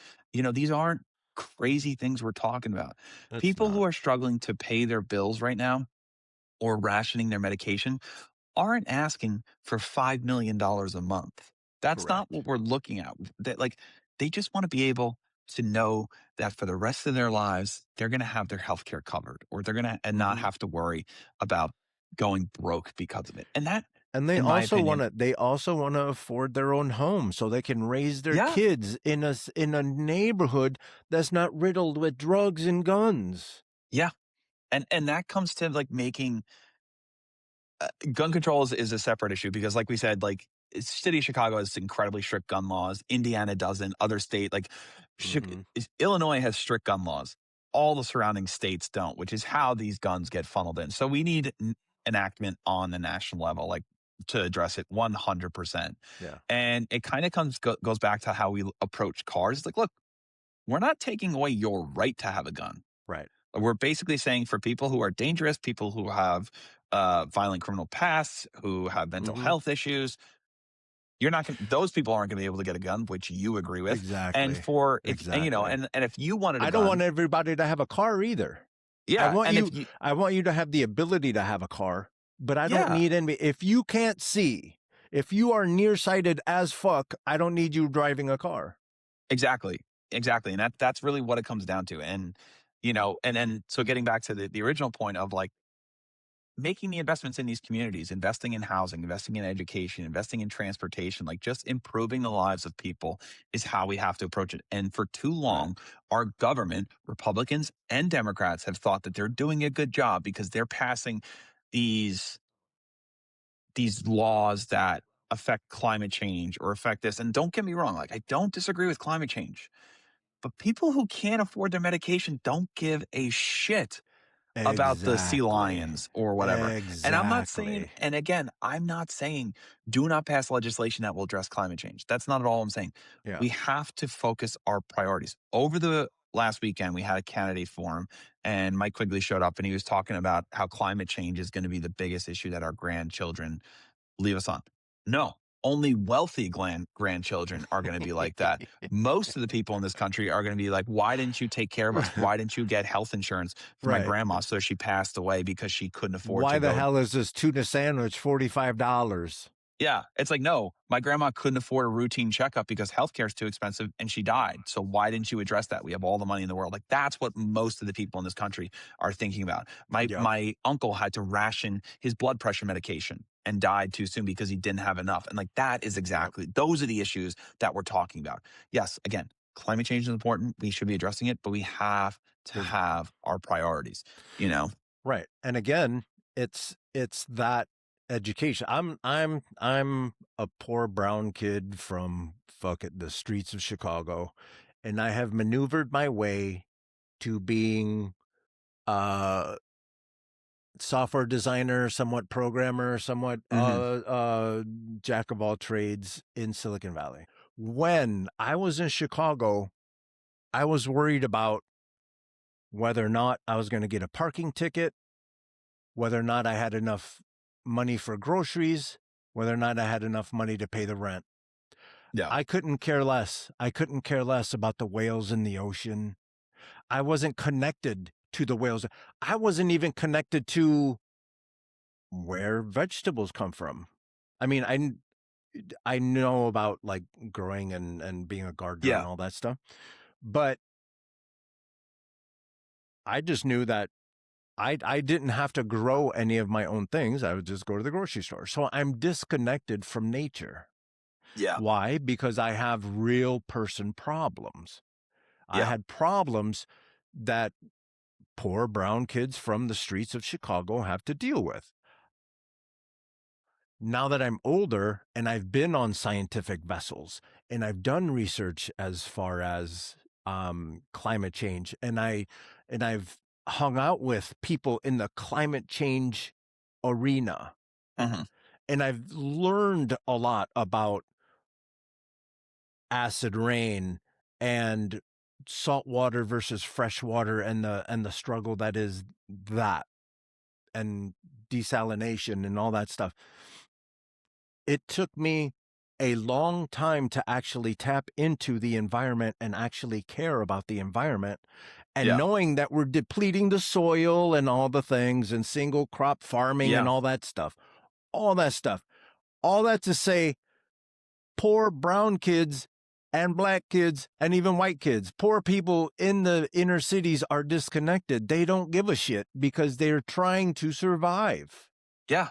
Exactly. Fix that, and you will then be able to then fix the environment, because everyone is going to have the knowledge. Yeah. You can't tell people what they need to be concerned about. Look, again, Right. climate change is it's a crisis. It's a legitimate issue and it affects all of us. But if I was struggling every single day, I would more be focused on where's my next meal coming from? Am I going to have enough 100%. money for my health insurance or for 100%. my doc and How am I going to get to work? that The is L where keeps breaking. yeah, exactly. That is that is exactly why I keep saying you are not doing not you, but elected officials, Yeah. you are not doing a good job because you think that this is the issue of our lifetime. No. There are 28 million people without health insurance, 38 million people living below the poverty line, and That you don't care still about the that environment. that don't give a flying fuck about you know dolphins getting their nose stuck in the Yeah. plastic things, like whatever. Like And that's why again, it's easy for people like Trump to make fun of people like California. We have scientists all up and down California, yeah, scientists and researchers and educators and all kinds of stuff. So when we're telling you about the plankton and all that stuff, it's because it's the entire system. But you think yeah, Guadalupe with 4 kids and her husband is in jail gives a fuck about plankton? yeah. It's and like and it's just people want their lives to be a little bit easier. Like if you could, like we talked about, eliminate so much stress by raising taxes on roughly 1,100 people that Mm-hmm. you're able to, again, improve education, improve childcare, school meals, improve transportation, like whatever those policies look like to make people's lives better and the investments you make in communities to reduce crime, provide them job opportunities, educate them, feed them, that is what they wanna see, and then, and only then, can you make the investments that you need to make in climate change because it's such a tough sell for people who are struggling on a regular basis to say, yeah, go ahead, give $38 billion dollars or $40 billion dollars to address, climate change along, coastal erosion in Maine or something like that. Which again, Yeah. like not arguing whatever the topic is. Like, yes, we need to address both, but we have the resources to do it. We just need the political will to do it. And we don't Mm-hmm. seem to have that right now. Mm-hmm. And that is the biggest issue. So like when I'm out talking to voters and I'm knocking on doors or I see them out, like my thing is like, look, I'm running to help address your costs and make your lives a little bit better by Mm-hmm. reducing your healthcare costs and getting Mm-hmm. universal healthcare for all Americans. By Ooh, addressing the let me housing add crisis. this. Yeah. Let me add this, because this is a wonderful example of how people that are like, oh, if you just give everybody money, it's not going to work. The universal basic income Hmm. argument, la la la. Hmm. A handful of years ago, I got to go to Dubai. Okay. They make so much money off of oil that Hmm. everyone, if you're from Dubai, you get money. Yeah. The only people that work if you're from Dubai and you live in Dubai, the only reason you want to work is because you want a little extra. You want a Yeah. bigger TV, or you want to whatever. But for the most part, everyone there is lovely because they know that they're taken care of. Everyone's cool. Yeah. And I understand that there's like political ramifications and the political things that are happening in the background. They're making all the oil, and they're polluting, and they're doing all the Yeah. things. I understand all of that. But So are we, but our people are struggling. Theirs aren't. Yeah, you know who one of the biggest polluters in the world is? The United States military. Yeah. From if they're from their not like from their carbon emissions or just the fact that when they go and bomb a place and it has to be rebuilt, like they are one of the Yeah. world's largest polluters. There's this journalist, Abby Martin, who has this Mhm. documentary out right now called World's Greatest Enemy. And it talks directly about that. And that's one of the things that we don't realize. The more money we continue to spend on our military and the more devastation and bombings and killings that we do around the globe doesn't just affect the lives of people there, it affects the life of everyone. Like it does contribute to the climate crisis. So that's like Mhm. one of the things. Getting back to universal basic income, like, look, I Mm. think that's great. If we could do that today, I absolutely would support it. I think we need to get there first. Like I am Sure. someone who realizes that we need to make steps in the right direction. And once and only once if we have universal health care, universal child care, paid family leave, school meals, like we have those covered, and then we still have enough where we can say, okay, let's look at universal basic income, then Mhm. absolutely, like it's something that we should do to ensure. Again, this goes to a rising tide lifts all boats, Mhm. but let's take care of some other issues first, because once we get those first few dominoes to fall, it's easier to probably tackle that universal basic income argument, when people see just how much these other social programs have improved their lives. Yeah. What was your early childhood like? Yeah, so I grew up in Brooklyn, New York. I Brooklyn. Yeah, Brooklyn. I have 3 younger sisters. I was actually raised by a single mom after my dad was killed. He died in the September 11th terrorist attacks. Oh, I'm Um, sorry, dude. Thank you, I appreciate it. And, we were my mom taught me, kinda seeing her raise us by herself, like, taught me the importance of hard work and, like, putting self-sacrifice, putting yourself Mhm. ahead of others. And, when you do that, you're more often than not, like, the benefit of the group or the Yeah. benefit of others is gonna benefit you too. And it's how, like, 2 of my sisters are teachers, so that's kind of like in that same vein. And running for office, like, you're directly graded, or at least should be graded and judged based on how well you're doing for your constituents and the people who put you in Mhm. office. So I feel like Mhm. that really uniquely satisfies me. But we were fortunate.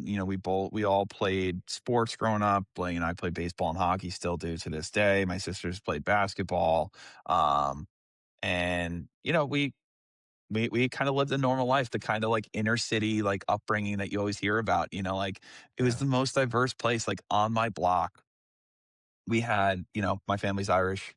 Next door was, my buddy Mike, his family's Italian. To the other side was like a multifamily with an Hispanic family in the basement, a Middle Eastern family on the first floor who was the same age as us and we played sports every day.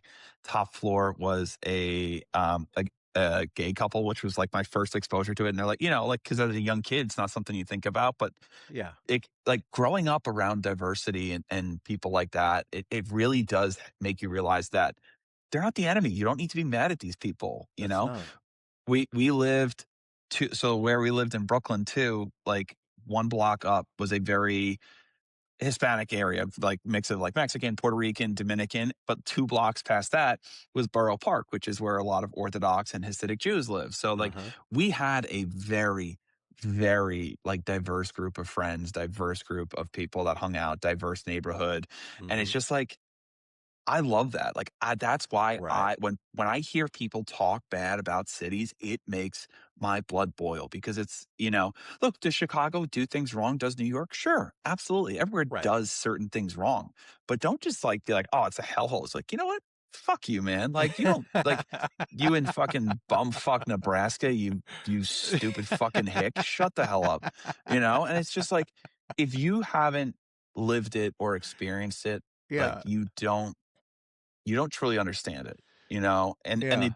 the easiest example I can give to people is Los Angeles. Because Los Angeles is so unique by each neighborhood you go to.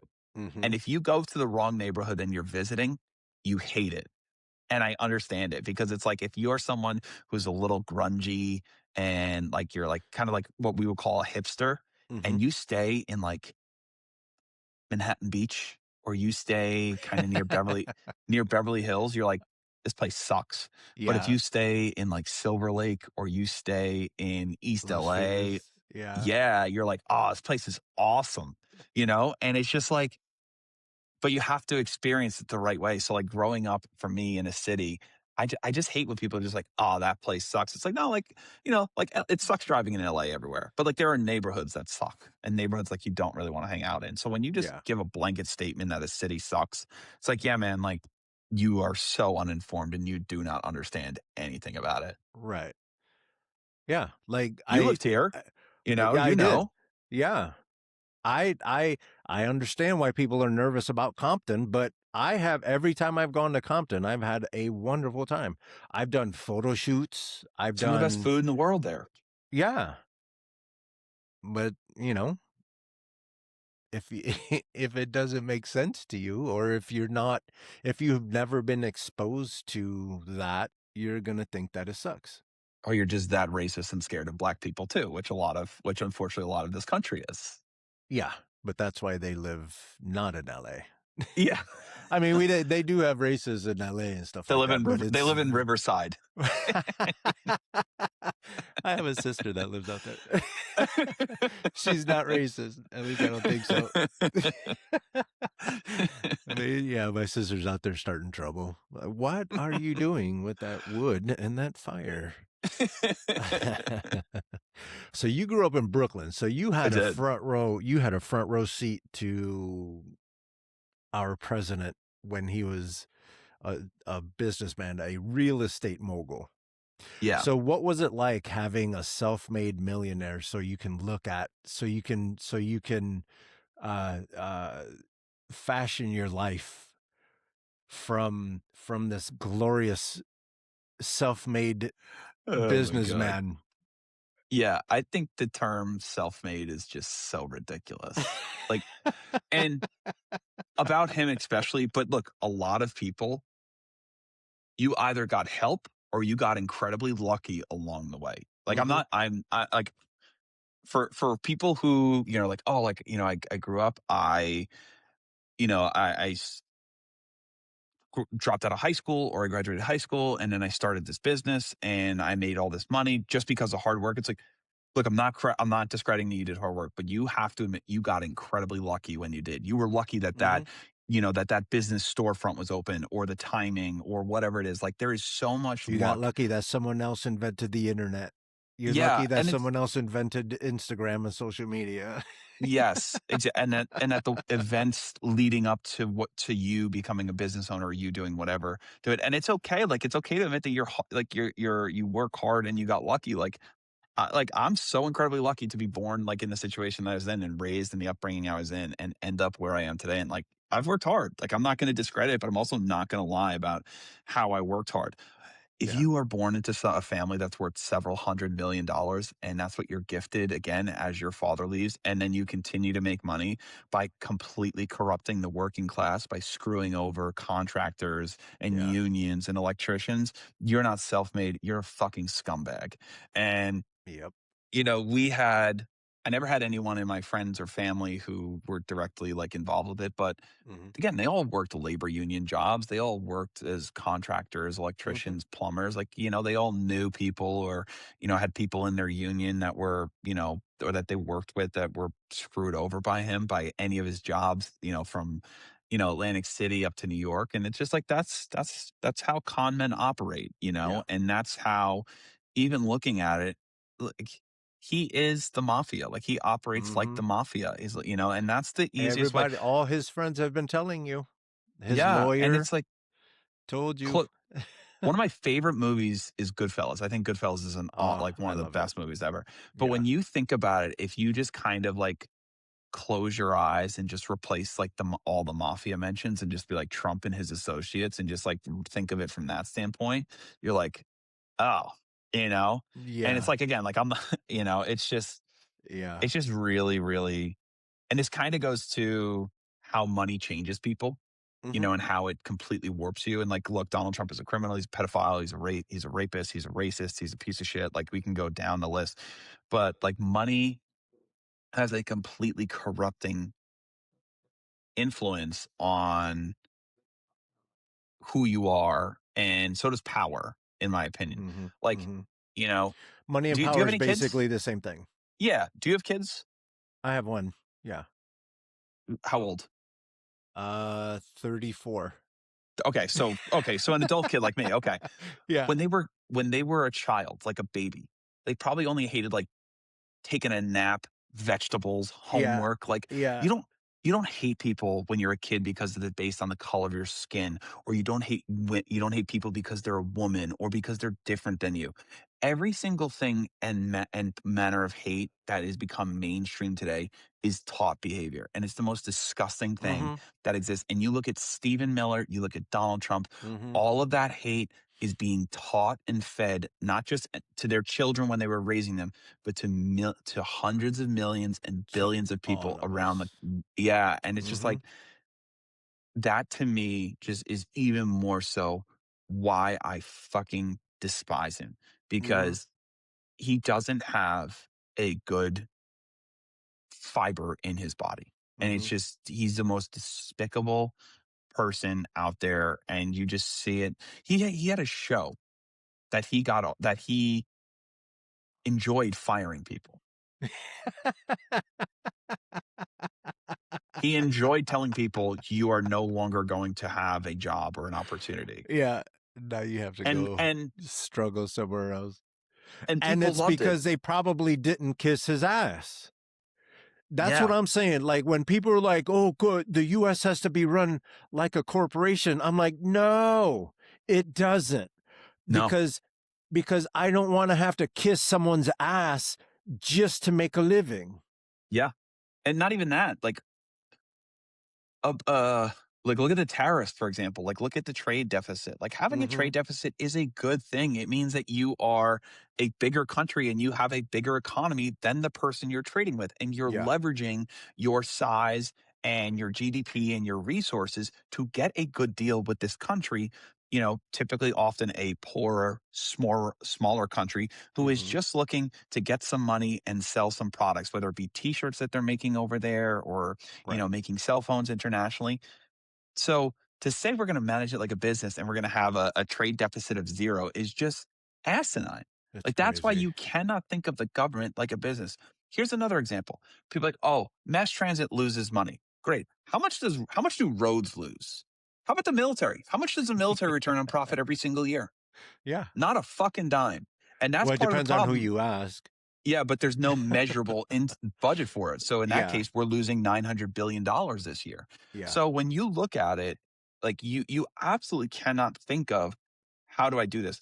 The way that we need to think about government is going to the gym. Is it going to be a little bit of a struggle early on, but long term, is it going to be beneficial? Are making these investments in myself, in my community, in schools, roads, education, are they going to be good for the long term health? There's gonna be bumps and bruises along the way.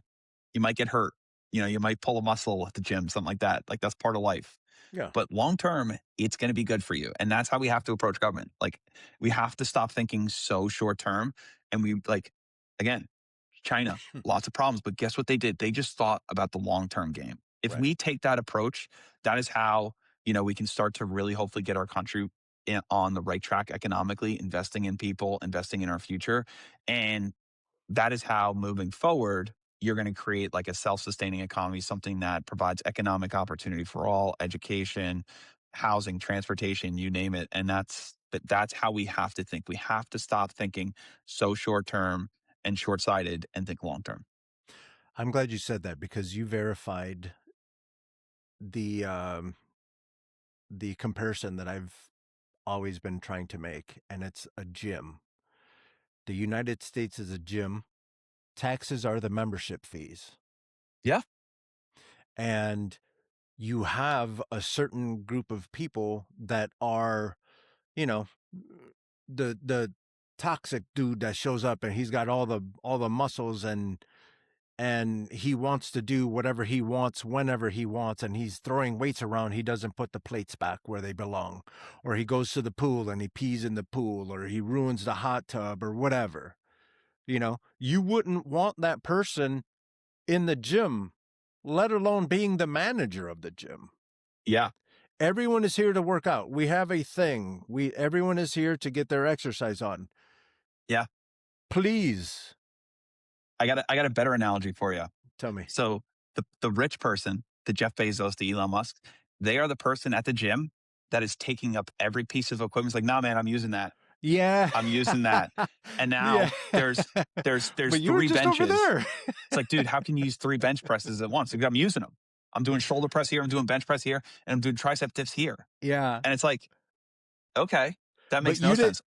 you didn't pay your membership fees. Like, what are you Or doing? they're the person that is filming themselves and saying, "Can you get out of my shot?" And they're forcing you to stand over in the corner with the rest of Meanwhile, the, your machine is in the way. with everyone else, and so it looks like there's no one in the gym, and it's like, okay, that's who they are, and it's like, That's exactly who wait, they are. so because the thing is, we pay taxes, so technically we are in the club, but we're not allowed to use any of the machines. That's how Yeah. it is. That's really what it comes down to. Yeah. And then finally, when it's open up or that person's not in the gym, there's an out of service sign on it. So he can't even use it. Yeah.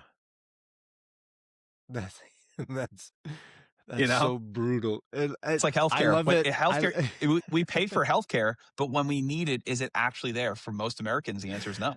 And then when you use it, you get penalized. Yep, Oh, exactly.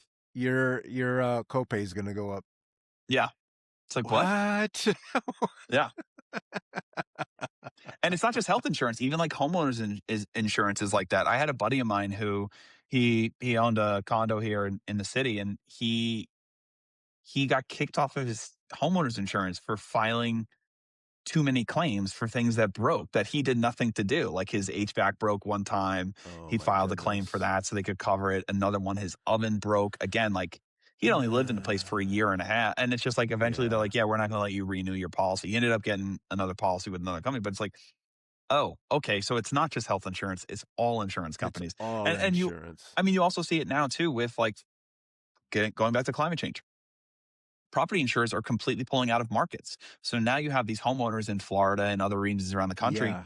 that are going to be gambling, basically. It's like, Yeah. okay, I'm going to take this risk that hopefully nothing happens, but what if something does?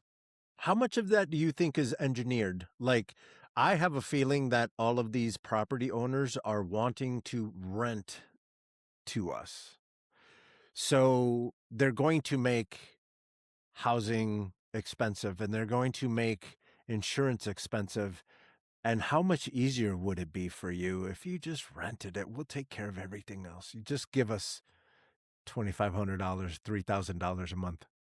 Yeah, well, the problem with that is that rent is already expensive and housing is already expensive. So they've already achieved their goal if that's the case. But part of it is that it's just too difficult for people to build. For example, in the city of Chicago, there's roughly like 150 unique zoning ordinances, Hmm. which is absurd. In the entire country of Japan, there's just 12. So a country of 100 million has 12 different zoning codes or 12 different zoning laws for you to build property. And you can, but that makes it easier.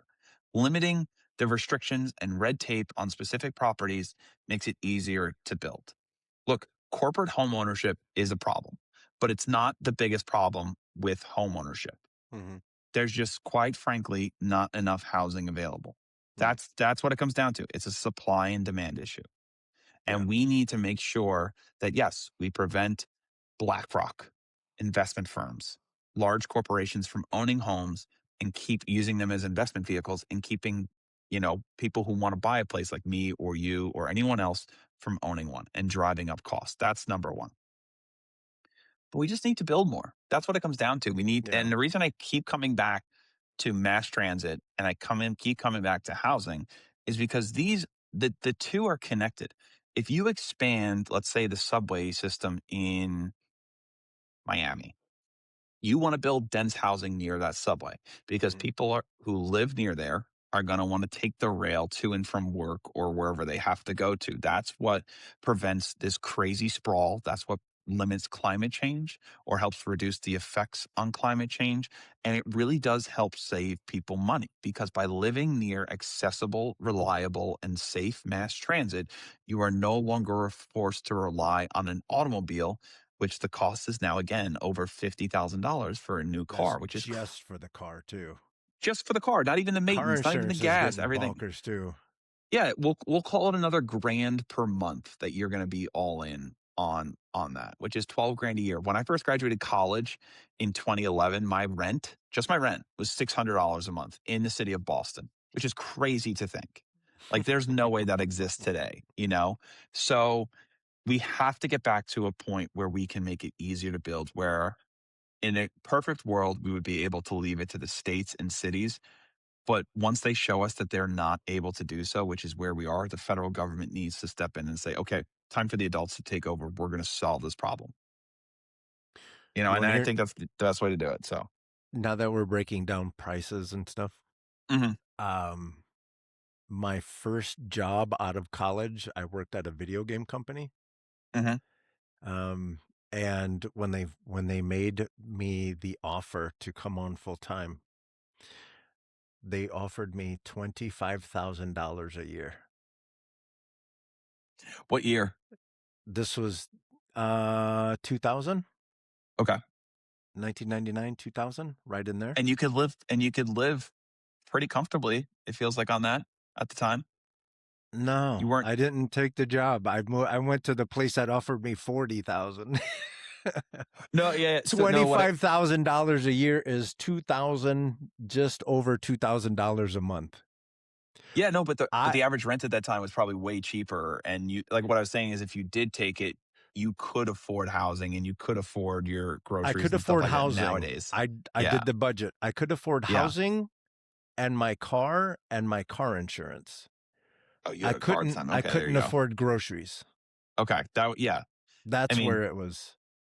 and wages haven't gone up or haven't gone up with the same rate that the cost of goods have, including housing, Right. groceries, car insurance.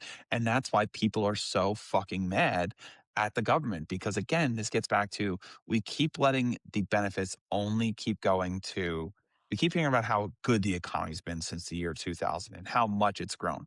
But yet it's not showing for average people, you know, like people are still Yeah. struggling to pay their bills and get by. And yet we keep seeing like Jeff Bezos spent what, $50 million it was on his wedding this year type of, you know, in Venice. And, you know, people like the amount of, we see that after the Super Bowl, we always see that same tweet. Here are the private jets leaving LA or leaving Vegas or Yeah. wherever it's held. And it's like, man, how about just fly commercial? How about fly first class? Like, You want you know, you want to see a what's wrong fun with that? one? You want to see a fun one? Take a look or do a search, whatever, for all these meetings for environmentalists and see Yeah. how many private planes leave that local airport. Oh, yeah. That one's I fun. That one's fun. I this is exactly why I hate being lectured by my member of Congress about what Yeah. an environmental person he is. And it's Yeah. like, okay, how'd you get here today? Did you walk? Did you take the bus? Or did you drive? Yeah. You fly back and forth several times a year. I understand the job calls for that, but you guys in Congress could easily change the rules to allow you to have more time in your district and less time in DC and vote virtually and allow people to do certain Right. procedural things like that that Right. could actually have an Because they're not impact. doing And shit anyway. no, no. They And look, did I understand all of what was the number? All of last year they worked 47 days something ridiculous. Yeah. And it was the least productive Congress like ever. ever. And this one's on track to be even worse. So it just goes to show that they're all just hypocrites. That's what they Yeah. are. Like Right. they're either a thief or they're a hypocrite. And the thieves are the ones who are using their position to insider trade, enrich themselves, enrich Right. their donors, you know, or they're And Trump hypocrites who told sit. us, Yeah, he says, "Oh, you say whatever you want on the campaign trail." yeah. Now he's in office and he's doing nothing that he said Nothing. except going quote even he told us what he was going to do for immigration. Kamala Harris tried to tell us and people just didn't listen. But, you know, like he said, he's going to go after the worst of the worst, and that's not the case. That's That's not not the why they're case. no. That's If it not was the if it case. if it was about the worst of the worst, you wouldn't be snatching people up from job sites, working You would go to construction or Washington, landscape. D.C. Yeah. You would start Yeah. in Washington, D.C., and you go to into inside one of those really pretty buildings, and you start getting all the crooks from out there because those crooks are stealing your tax money. Yeah. And people who are following the immigration system, showing up for their court hearings. Instead, we're snatching them up. Mass Right, men roaming through our streets, murdering U.S. citizens. So right. don't tell me it's ever about the worst of the worst. That's not what It's it is not. about. It's about fear. It's about control. It's about intimidation. And it's about him trying to be a dictator and play emperor, which you're seeing now in Iran and Mhm. Venezuela. And it's looking like Cuba's next. Like, it is Yeah, a very, Rubio's very. Rubio's been wanting Cuba. Oh, yeah. I mean, he'll never be president of the United States, so it's at least the one thing he'd like to be president of or claim to rule type of thing. So He wants to be it's governor. just He'll take the governor for, governor of Cuba. yeah, yeah. And it's It's like just, Greenland, but just a little different. yeah, it's just, he's just such a miserable fucking prick. So yeah, it's really, really sad because, the Republican Party is a cult, is like the easiest way to describe it. It is a cult.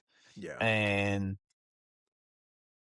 no one in that party and no one in the Democratic Party really has like the courage to even like stand up and say like what is happening and where this is going. Like Yeah. there are a few people within the Democratic Party who are ringing the alarm bells and like How much of that do you think is lack of courage versus you need to know your place because someone like APAC has told you to know your place and shut the hell up. it's probably a little bit of both. Yeah. Um I mean, look, like that also it also comes back to the money in politics thing. Like until Right. you get money out of politics, there is going to be there's never really going to be any like change, and it's really going to be really tough to enact the things. But like leadership can come from the right places. Like for example, we all know Chuck Schumer and Akeem Jeffries are completely unfit for leadership Mhm. and not up to it. And like I say it publicly. I say it on my Twitter account. I say it everywhere. Like I would not vote for these people. I was in an interview with Axios, and so were a couple other candidates back in I want to say November. Said Mhm. the same thing, and I'll continue to say the same thing. And it's like, no, I will never vote for you because you don't show any leadership, any skills, or any sort of political instinct that this type of position needs. Like it Zero took backbone. and it's like, again, oh, I just shrunk my chair. There we go. I had my foot in it. So I think it's a little bit of both. And really to me, what it comes down to is this. I while you're right that APAC says like know your place or other donors or whatever it is, it's like know your place. Yeah. The voters would respect you a hell of a lot more if you did speak out. And if you were someone who said Yeah. this, like if Ro Khanna came out tomorrow and said, yeah, King Jeffries should not be Speaker of the House. He's too weak. I'm going to call it, kind of like what they did with Kevin McCarthy and get him out Mhm. if they did the same thing. Yeah. So, and the voters would respect that and the donations would flood in. And he'd be like, okay, he's set to be our next leader. Mhm. So I do kind of really think that it is a part of people just being a little uneasy to rock the boat, and that's one of the things that where'd my charger go? My computer's about to die. That is one of the things that I think it just really concerns me, and Yeah. the number one example I give is look, I still play sports. And that's how we kind of have to approach it in that sense, where it's like, look, you're going to lose some battles. You're going to lose some political battles. You're going to lose Mhm. votes. Like, do not be afraid to fight. That doesn't mean don't show up and play the game. You have to also call out your teammates when you're not doing stuff right. Mhm. Like if I'm not covering the right position or I'm letting my teammates down, they're going to call me out and they're going to do so in front of everyone else. And Mhm. that's sometimes what you have to do. And I think that's how we have to approach it. We have to stop being the party that's trying to placate and please everyone. And sometimes you have to say things publicly that are even going to upset members of your own party. Right. And you have to remember that it's the members of your own party didn't send you to Washington. It's the Yeah. people that voted for you. So what Yeah. do you get? What does Matt Conroy give two shits what Ro Khanna says? Ro Khanna might not understand what's happening in Illinois, Yeah. you know? And mad love for Ro Khanna. I got nothing but love and respect for him. But he doesn't know what's happening in Chicago or in the suburbs of Chicago. So who gives a shit what he thinks? Yeah, and I also think too, like one of the things with leadership is empowering the people that work that are not in leadership. So the other members of Mm-hmm. your party to Mm-hmm. speak out, to allow them to say what they want. Like I I don't understand why when people have a disagreement, they're so afraid to say something. It's like, look, man, I don't agree with this policy. I think we should be taxing billionaires. And it's like, look, we feel different ways about different things, you know? So it does like we let fear and concern about upsetting the base and the donors pretty much control everything within in the Democratic Party. Mm-hmm. And you just you can't be afraid. Like you do, like this is a position that you have to show courage. You know, Mm-hmm. you sold yourself as a fighter. You know, people when they run that I'm going to fight for change or I'm going to do this. And the moment you get there, complacency. And Right. that is you know, that is a big, big problem. And part of it is also the time that people sit in office. You know, they're comfortable. They have a guaranteed government paycheck. They have their Mm-hmm. pension. They have their health benefits. You know, they have the backing of the party. It's safe. And they have the leaders of that party saying, "Okay, now that you're here, don't rock the boat." Yep. And that's a big issue because guess what? You have to rock the boat. Look at the world we're in. You can't like we're the boat is Exactly. taking on water. It's been taking on water since the Yeah. 1970s. Guess what? You're not going to cross the Atlantic Ocean with a boat that's taken on water. You have to Yeah. get the water off the boat. So how do you do that? Well, you got to rock it or you got to get it off somehow and you got to patch the holes that's allowing water to come on the ship. Yeah. Healthcare, education, housing, everything we've talked about all day. Those are the holes in the boat. And the Democratic Party has refused to patch the holes in the boat that is taking on water. And they refuse to do anything to get the water. And they wonder why they're fucking drowning. Exactly. Exactly. Yeah. You know, and it's like, you're a voter too. Like, you know, like you are probably having all these same discussions off camera too with your friends, your family, like just how disappointing it is that there's no one who is, or very few people who are like rising to meet the moment and understand what's going on. Yeah. And not even that I don't fully understand all of AOC's platform, but what I do like what she's doing is she's constantly communicating and connecting with her constituents. Yeah. She's trying to explain to people, "Hey you guys, this is how it's supposed to work. This is what's happening." Yeah. I Yeah. love Those are that. great. Yeah, I think an easy win for any congressman or congresswoman would be just every single week going on like Instagram or TikTok, like not even doing a live, but doing a video, be like, hey, this is what's going on this week. Mhm. These are the couple bills I'm looking at that I'm going to vote for, and here's why. Here's what I'm voting against, or here's what we're working on this week. Here's the legislation that we're trying to pass. Here's what we're up against and why this legislation won't pass. Like, yes, it's nitty gritty. It's not always stuff, but like that's transparency. It's informing and educating your voters, and it's also showing them like what you're actually working on and what you're doing. Cause that's part of the thing that people like, it's like, Right. okay, like what are you actually doing for me? Like we're sending you to Right. DC. Like what are you actually doing? What are you working on?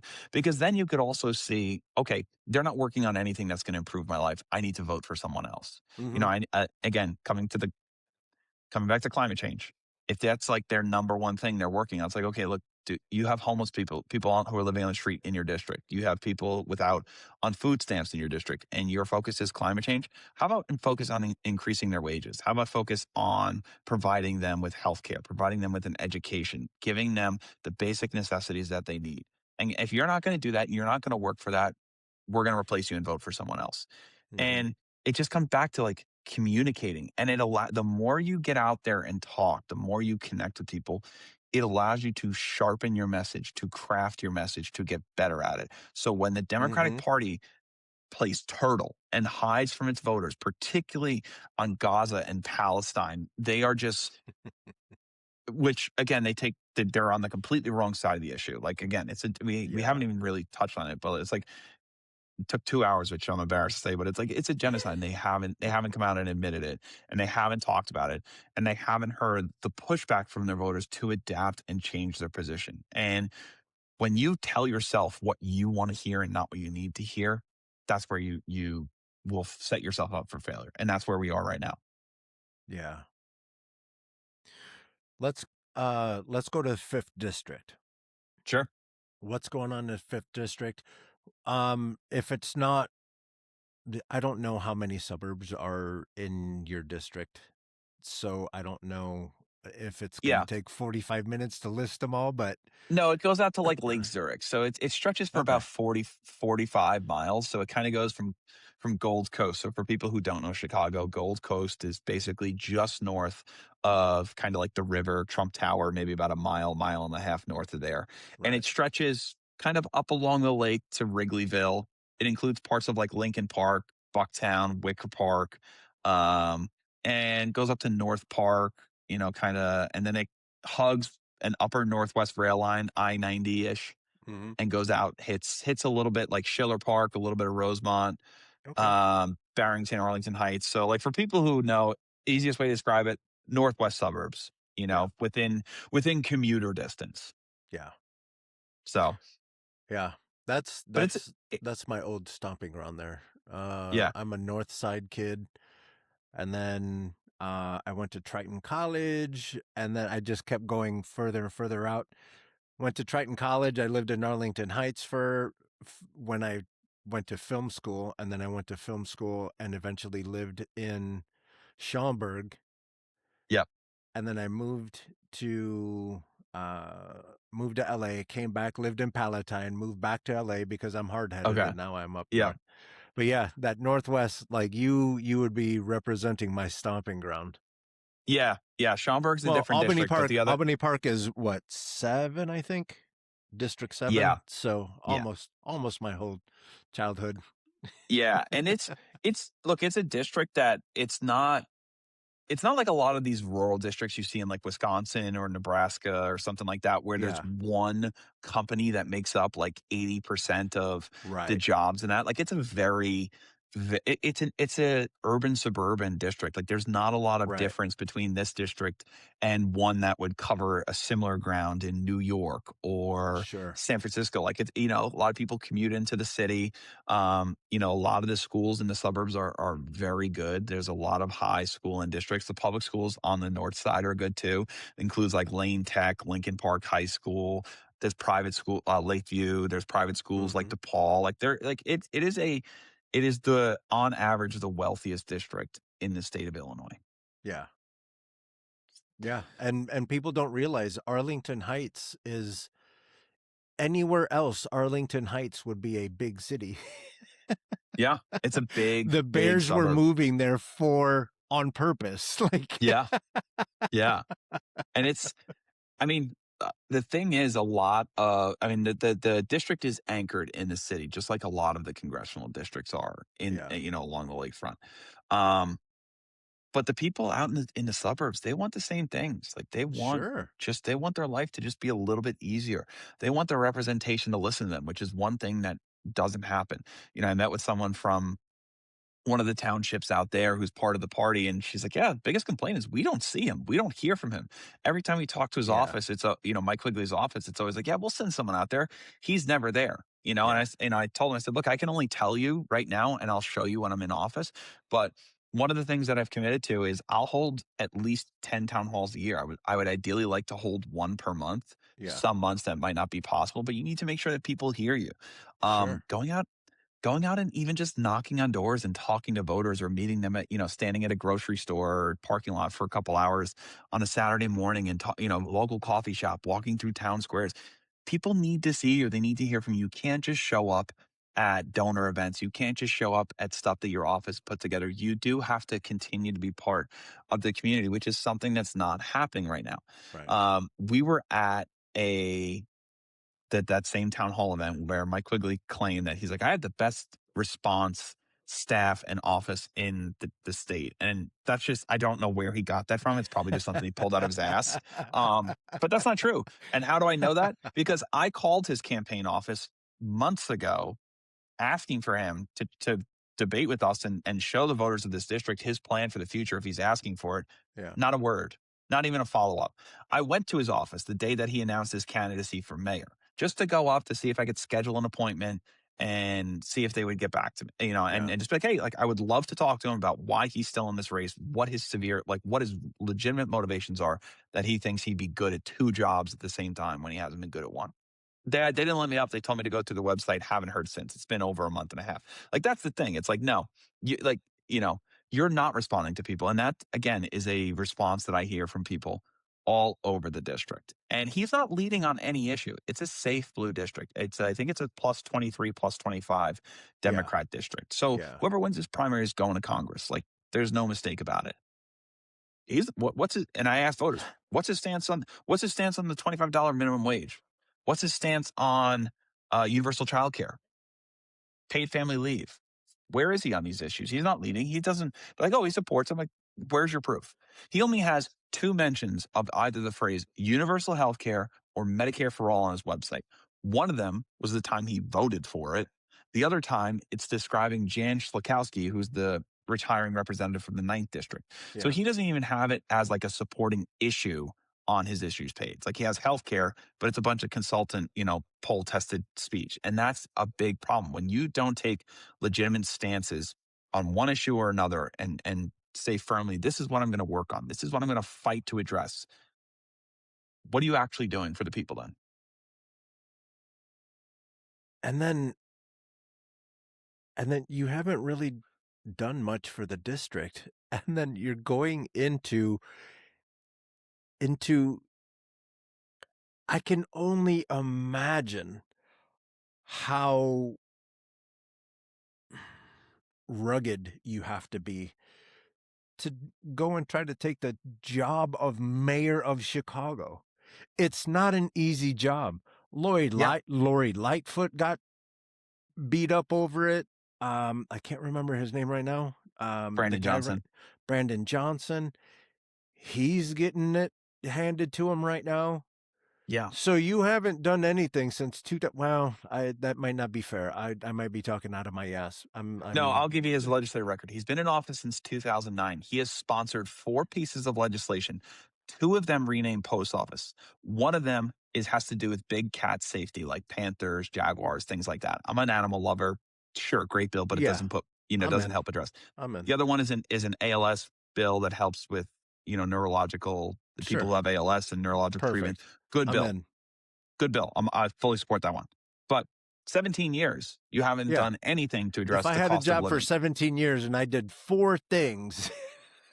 Yeah, exactly. And look, he's not unique to that. Like Raja is doing the same type of thing running for the Senate. Half of his legislation he's passed is renaming post office. It's like, that's not what people elected you to do. I was like, if I told people I was going to run to do that, they should vote for someone else, which is exactly why they shouldn't vote for you.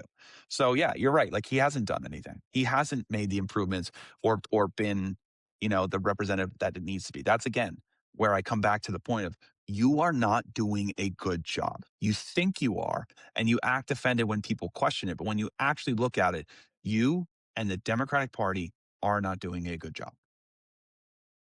And it sucks because, especially coming from Chicago, if you give a Chicagoan anything to talk shit about, we will relish in it, and we are efficient at shit talking. Oh yeah. Yeah.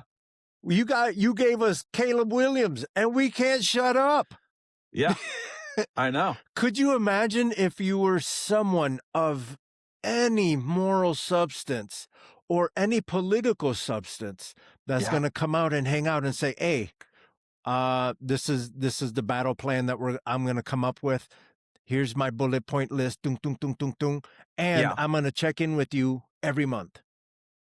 Yeah, and it's the other thing too that I say for politicians is like, look, if you are actually fighting for these issues, meaning you're talking about them regularly, you're posting about them regularly on social, you're holding town halls, you're holding events to address and educate voters and constituents on healthcare, childcare, whatever the issue is. Sure.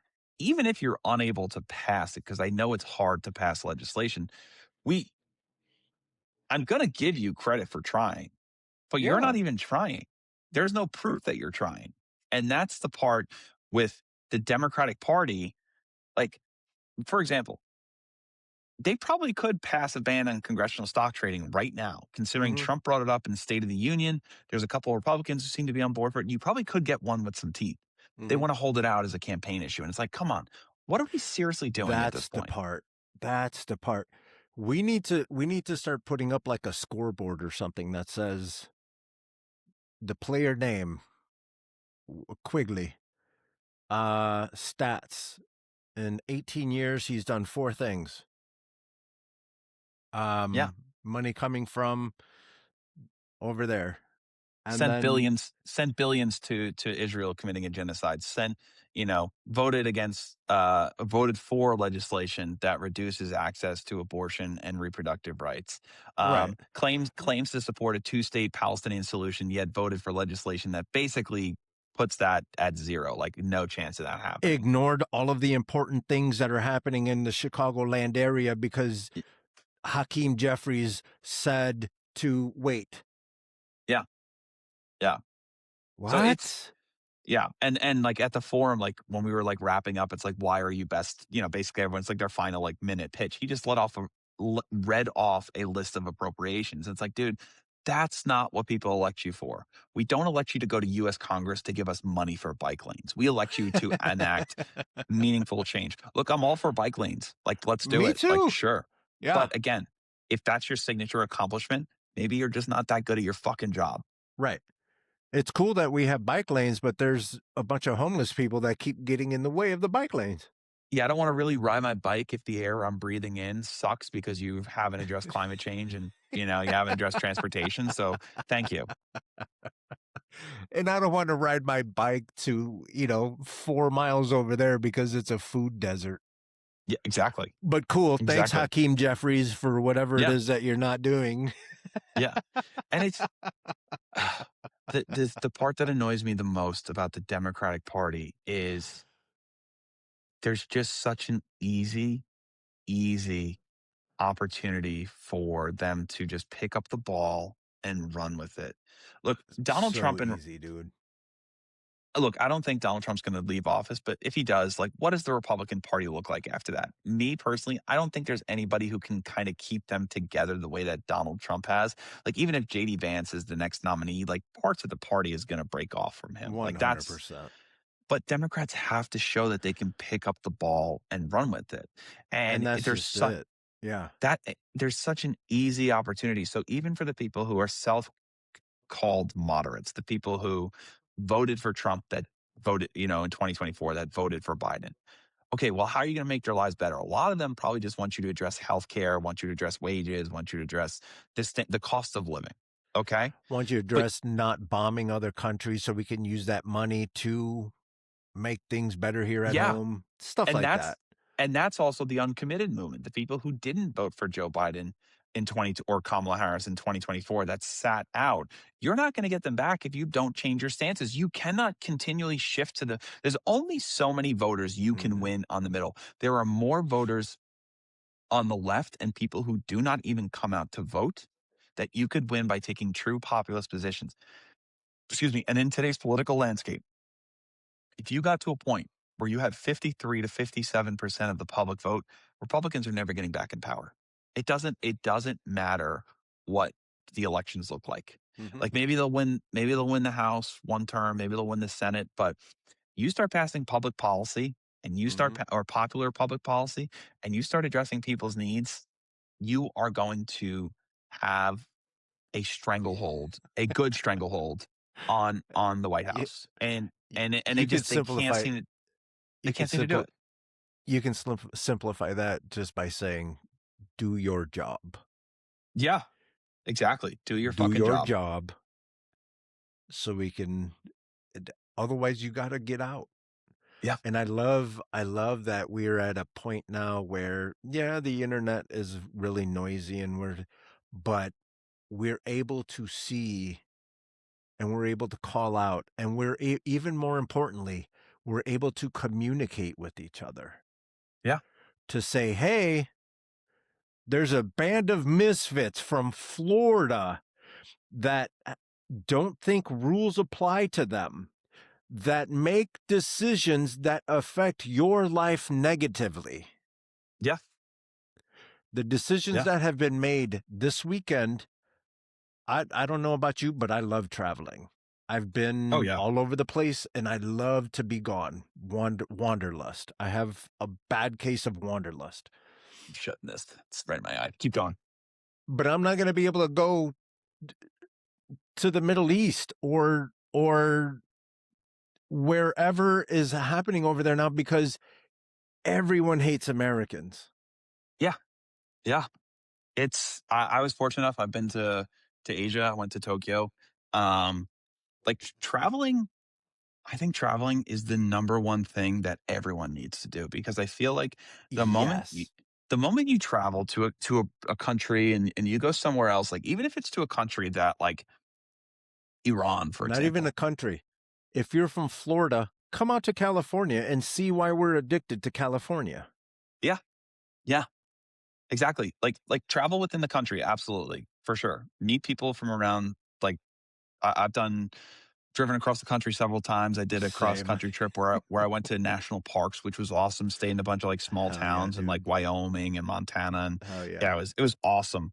But go Shout out international. Russell Cleveland. He's out in Montana.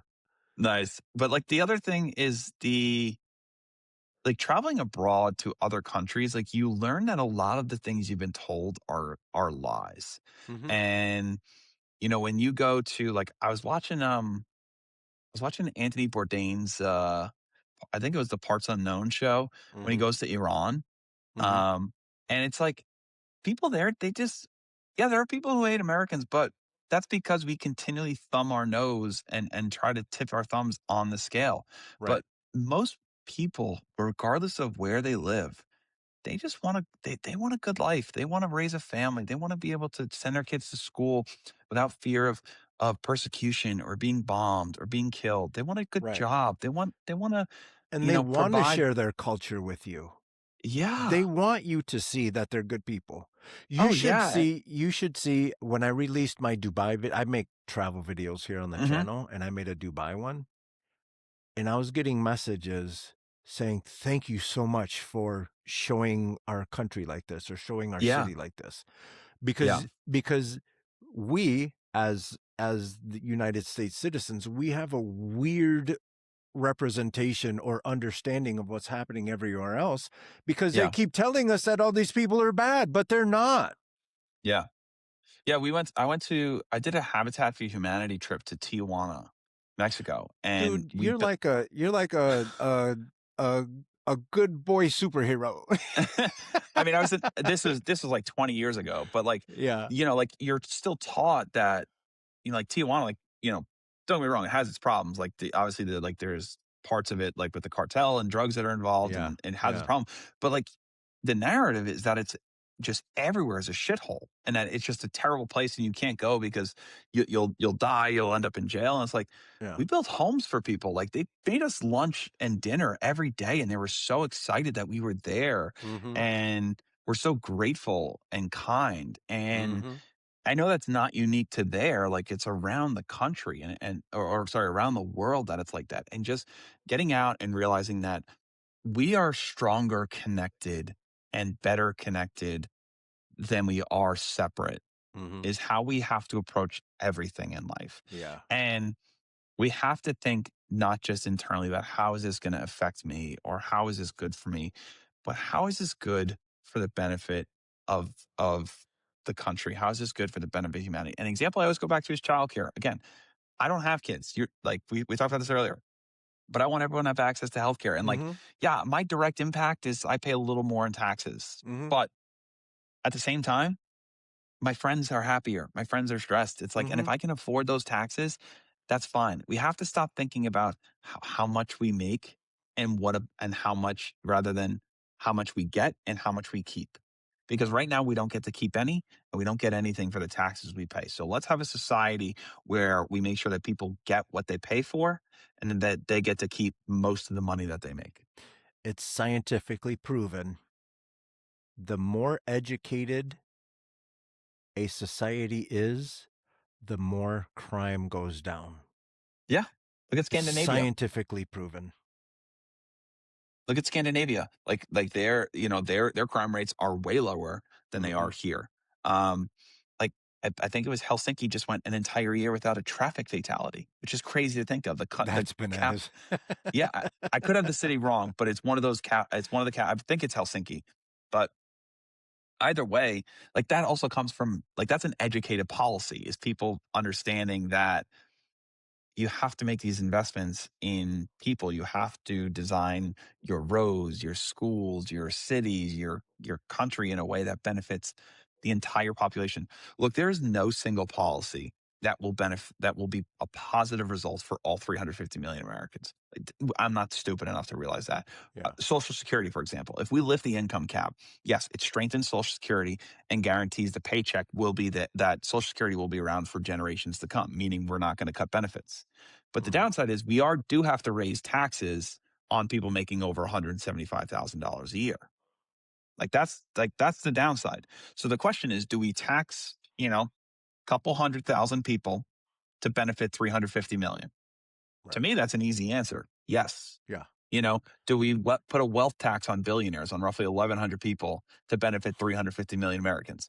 Yes. So we have to just stop thinking of my individual impact, but what is the societal impact? Right. Right. And again, if you have these delusions of grandeur that make you think you're going to become a billionaire, You're not. there's a certain degree of millionaire that you're going to find is very comfortable. I'm not Oh, there yeah. yet. Me So neither.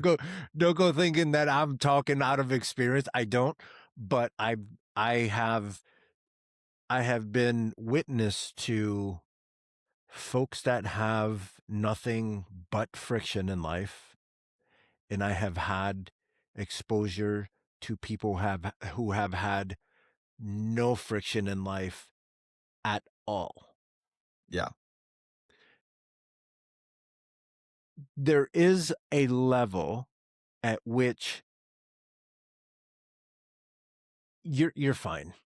You're fine. Yeah. There's So, a certain level of millionaire that it doesn't matter if you have 10 more million or 30 more million, your day is going to look the same. oh, yeah. I was, so after my hockey game the other night, we were just, the rink has a bar and we were just hanging out. And I Hmm. was talking to one of my teammates, and he was like, yeah, he's like, billionaires already pay their fair share in tax. I said, no, they don't. And here's why. And I went through a couple of reasons. And I said, look, here's the question you have to ask yourself. I was like, what do you think around the city needs improvement? Like roads, schools, hospitals? He's like, yeah, everything. I'm like, I agree. Well, Right. everything needs improvement. Is it beneficial to raise taxes on 1,100 people, regardless of how you feel about it, to benefit 350 million people? And he's like, yes. I said, then there's your answer. I said, that's it right there. That's the Yeah. answer to the question. We have to tax these people because hoarding this amount of wealth, and there's only so much money that goes around. If Right. we're not going to continue to print money, because we don't, like we shouldn't, because that will lead to inflation and huge economic problems down the road. We have to take the finite money that we currently have available, and we have to tax the wealthy so they don't hoard it, to benefit everyone who lives in this country. Hmm. And that's the easiest way that we need to start selling it to people. And those folks with all that money, it's a game to them. You have to understand that.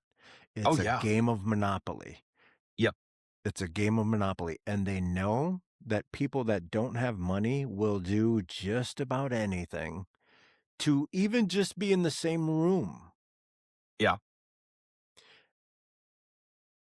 And those folks know that they will be able to manipulate because of the money and power that comes with it. And then, you getting access to that to that person or that group of people. Yeah. That's why you see a lot of these really dirty stories that are happening. Yeah, like, look at Nancy Pelosi. She even 100%. before she went into Congress, like, she was wealthy. Like, her and her husband made their money elsewhere, like, through Mhm. work, through real estate, like, whatever exactly they got it from, and it's like, yeah, you worked hard, you earned your money, like, sure, you absolutely should be able to keep that, but you're pushing 83 or 84 now, and I know she's retiring, but you used your position to continue to enrich yourself for Mhm. years while Mhm. refusing to pass policies that benefit all Americans. Look, if you had just retired or just not even retired, but just never gotten into politics and you are worth, say, $50 million, you'd still will be living a pretty good life. You don't need to Mhm. be worth $100 million. Like, at what point is enough enough? You know? Right. And And at what point is enough enough? And for you to then go into politics so you could put your fingers on the scale even more. yeah, yeah, and it's everyone. Like, again, she was in a leadership position, Right. and she's the extreme example. They have stock trackers after her, like, which is She's the easy one to point at because she's the goat. everybody She's the goat of yeah. insider trading. It's the easiest way to describe it. Because everyone else who's richer than her goes to jail, but because she's in Congress, it's not technically insider trading, and she's good with anyway. But Yeah. that's besides the point. Yeah. But yeah, it's just like those are the things that we talk about, and someone's like talked about like, because my tax plan calls for 25% wealth tax on, over 100 billion. They're like, this is socialism. I was like, if you think having someone worth 83 billion after taxes is socialism, you need a new definition for socialism, For you know? real. And you need to And stop paying attention to whatever goofy channel you're paying attention to. yeah, and Oh, eh, and you like, as you get older, you start to realize like money doesn't matter. I mean, it does. Like, it's important, but it's important for you to live. I apologize if that came out wrong, but it's not.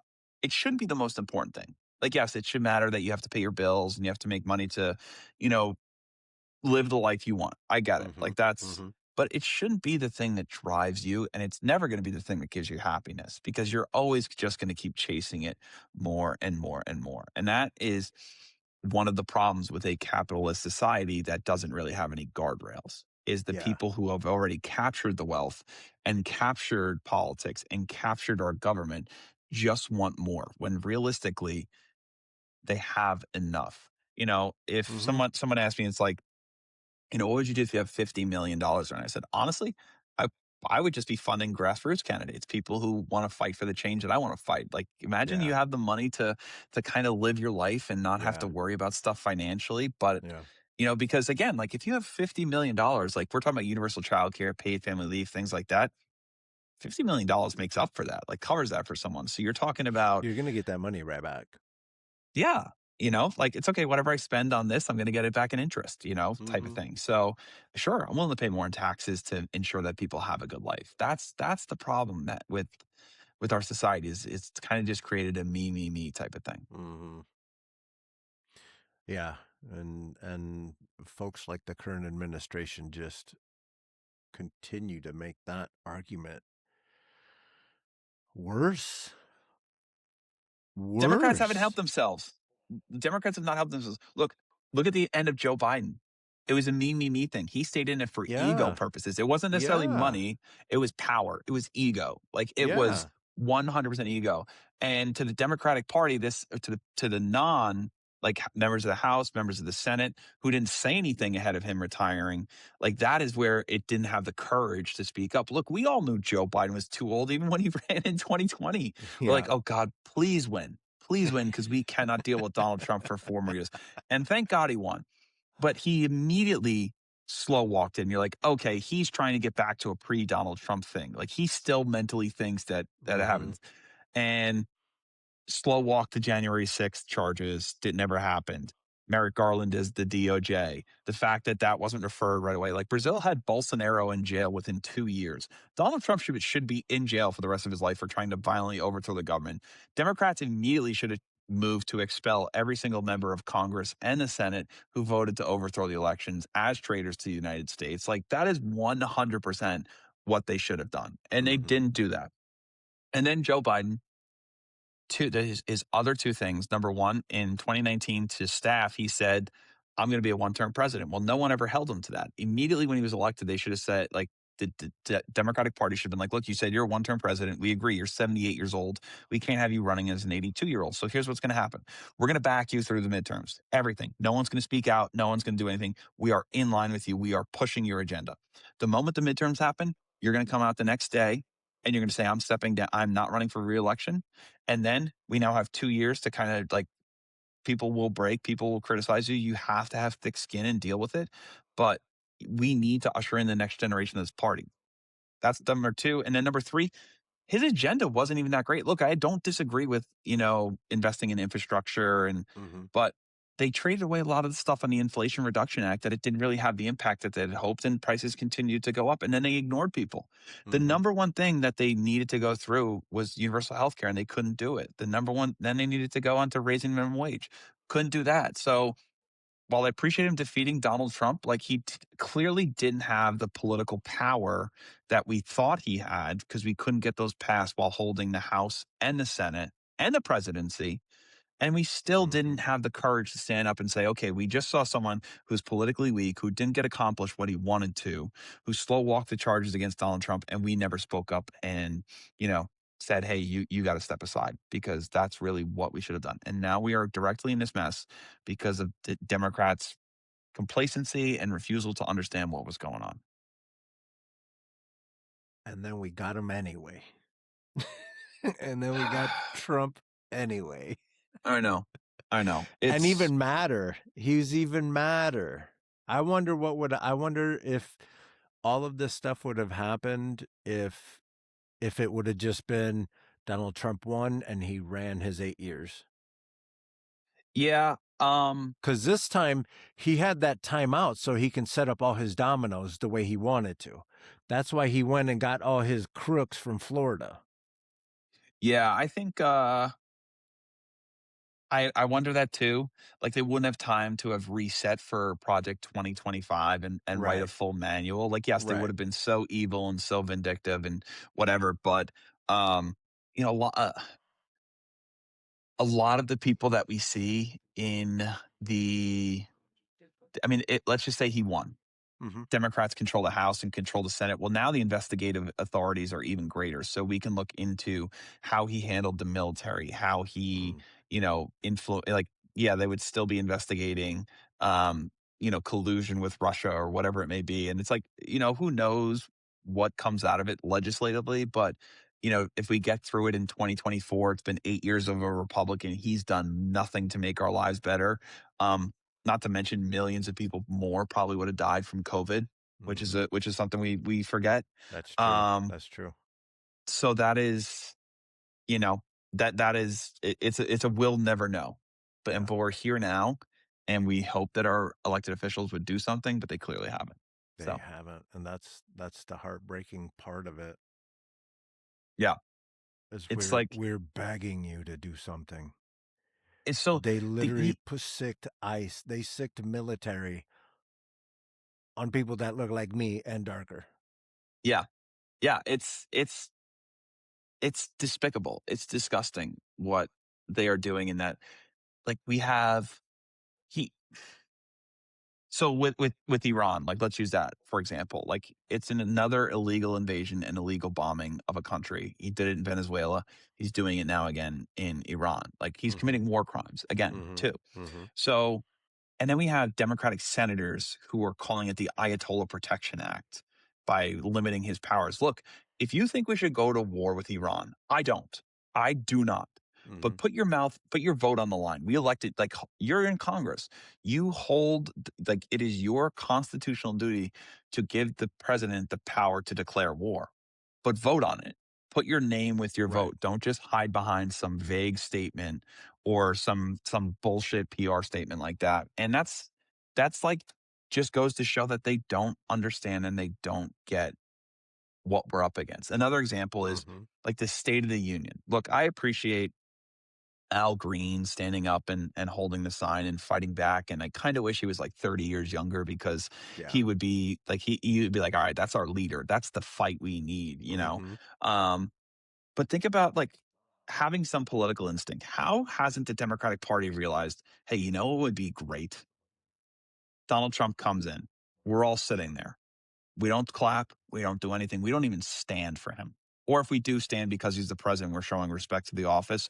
We don't even clap. We just stand there with everyone's arms crossed. Mm-hmm. The moment he goes to speak and say his first words, every single member of the Democratic Party puts a picture of either Jeffrey Epstein, one of his survivors, something like that, on their chair and walks out. And now you have a half Mm. empty chamber with all of these photos just staring him in the face.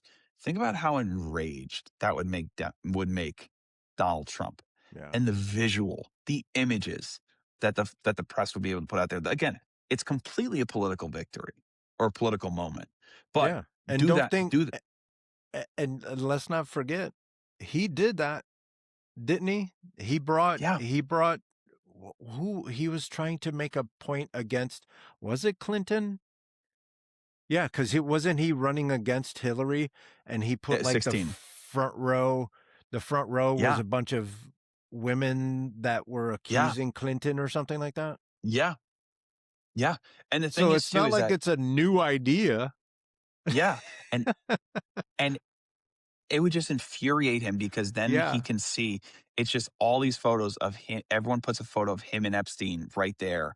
And it's yeah. just then, again, it's just like these are little political victories. Like again, he's clearly trying to change the narrative by bombing Iran, and then he's going to go move on to Cuba, and he's going to continue to do this so we're Mm-hmm. distracted. Mm-hmm. But that makes the State of the Union just simply about Jeffrey Epstein and keeps it on the fact that the president is a pedophile and is covering up for him and his billionaire buddies. Mm-hmm. And that, again, just goes to show it's like, hey, man, you don't get it. You literally don't get it. And this may be the millennial or someone who grew up with the internet speaking. It's like you have to win the battle on the internet. And Yeah. 65, 70-year-olds who do not know what a PDF is or can't attach a PDF aren't going to be the ones who do it.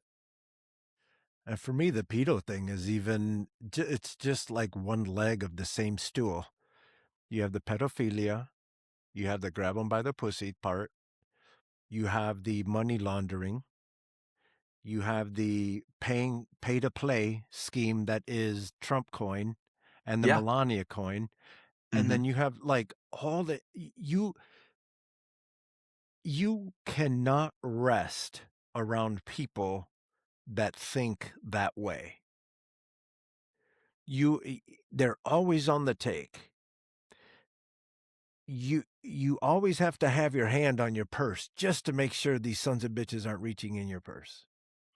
And I don't understand why people continue to vote for folks that think that way instead of a lot of the things like you've been talking about, like Yeah. we can do this. We all can benefit. We all can build together, And I don't understand why people continue to vote against their own best interest. I think people continue to vote against their own interests because this goes to the messaging and messenger problem. Look, you have to give Republicans where credit's due.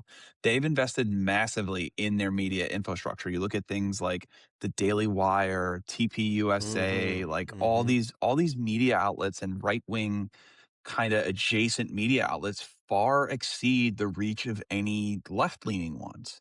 And that's a big problem because Mhm. when they can take a quote unquote gotcha clip and push it out to channels that have way more followers and a way bigger reach than anything that Democrats have to offer, that gets to people who are uneducated, not, I shouldn't say uneducated, but uninformed or Mhm. unengaged voters and people who are just getting into politics who are easily impressionable. So when only one party is doing that, they're going to vote against their interest. And that's how we end up in that mess. Mm. So like that's why like I love like this the stuff that you're doing and like other people who are just trying to shine a light on what is like what is really happening, like what are some things that people need to know when it comes to elections, running for office, policy, money in politics. Like these are the things that are not gotcha clips or things that people can get in like a 60-second TikTok clip, but Mhm. it's super important. Mhm. I'm telling you, talking to you guys has opened my eyes so much to the game that is politics. Yeah. And and I remind people, imagine having a job, imagine getting a job and you've been there for 10 to 14 years and you only did 4 things. Do you think that you're going to keep your job? They Do do. you do you think you're yeah, Yeah. do you think you're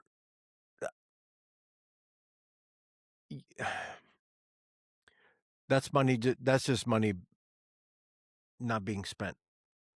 But Yeah, and the other correctly. thing that the other thing that, like, goes into it too is, like, look, let's be honest. Being in Congress and being in the Senate, it's not a normal job. Like, being an No. elected official in your local town, in your city, like your local councilman, like, those are still kinda normal jobs. Like, because you still get to do a lot of the same stuff you're doing. You get to spend weekends with your kids and take them to, you know, little league and spend a lot of time with family. And yes, there's a lot of obligations with the job. Like, that's not what I'm arguing. Mhm. But members of Congress are having dinners on a regular basis and trying to be wined and dined by lobbyists who are, you know, flashing campaign donation checks and, Mhm. in their face. You're having dinner with world leaders. You're going on codels on these congressional delegation trips to, the Middle East, to Europe, to Asia, to different parts around the globe where you're meeting with world leaders, prime ministers, like business leaders around the globe that you and I aren't meeting with. So it's very easy when this is kind of what you're doing or all that you've done for 10, 15 years for it to become your new reality. So that's why I think we need term limits. I think, in my Mhm. opinion, I do think the Senate and Congress should both, and U.S. House of Representatives should both be 4-year terms, and they should be a maximum of 2 or 3. I'm okay if it goes to 12 years, but like anything longer than that, no. Mhm. Um, and it helps a couple things. It does help get some new, fresh ideas in there. It helps move Mhm. things forward.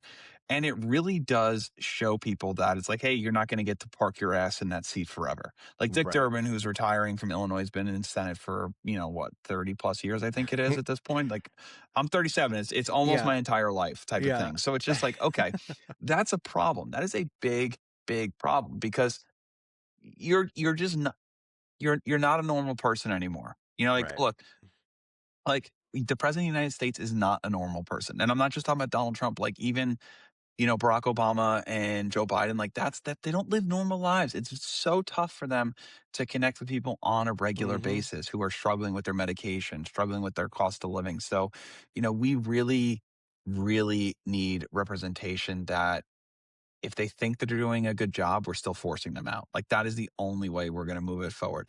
I Yeah. remember Pete Buttigieg telling a story about when he was at the Department of Transportation under Biden, that he was working with a counterpart in Europe, and that counterpart was like in their mid 50s.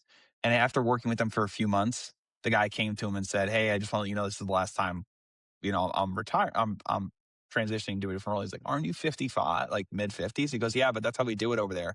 Whereas like in America, you get started at 55." And that's been my and I'm 50, I'm about to be 54 in a couple weeks. I don't see how anyone older than me understands what's truly happening with these computers, with AI, with the speed in which all of this stuff happens. And Yeah, I've worked in Silicon Valley. yeah, I know what it takes, and I know that their personalities are exactly what you see on TV. They like to be in a dark room with Mountain Dew and a computer, and they just work, work, work, work, work, work, work, work, work, work, work, work, work. yeah, yeah, If you are not working like that as the equalizer or the balancing, the whatever you would call the other side of the scale, you're going to be run over. yeah. And you're talking about a group of people in Silicon Valley that are motivated by money, Hmm. and they understand that their thing needs to be first to market, and their first thing, so they can leverage it, so they can influence, so they can have the influence and the money and all the things. So if you're 83, I Yeah. know for a fact that well, let me say it like this.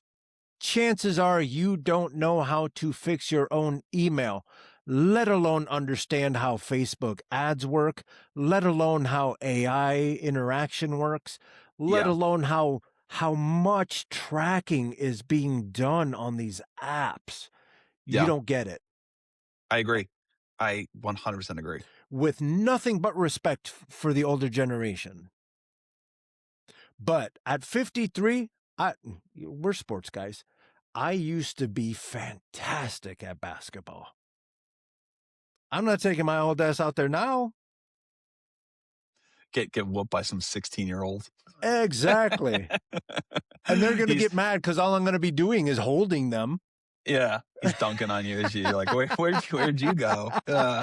No, it's look, I understand this is a little bit more of a hot topic, but I also support age limits. Look, we force airline Yeah. pilots to retire at the age of 65 for the safety of of the passengers on the plane. Mm-hmm. When you look at the fact that these people are making laws and creating legislation and hopefully passing, or at least supposed to be passing legislation that affects our lives, you need someone who is there.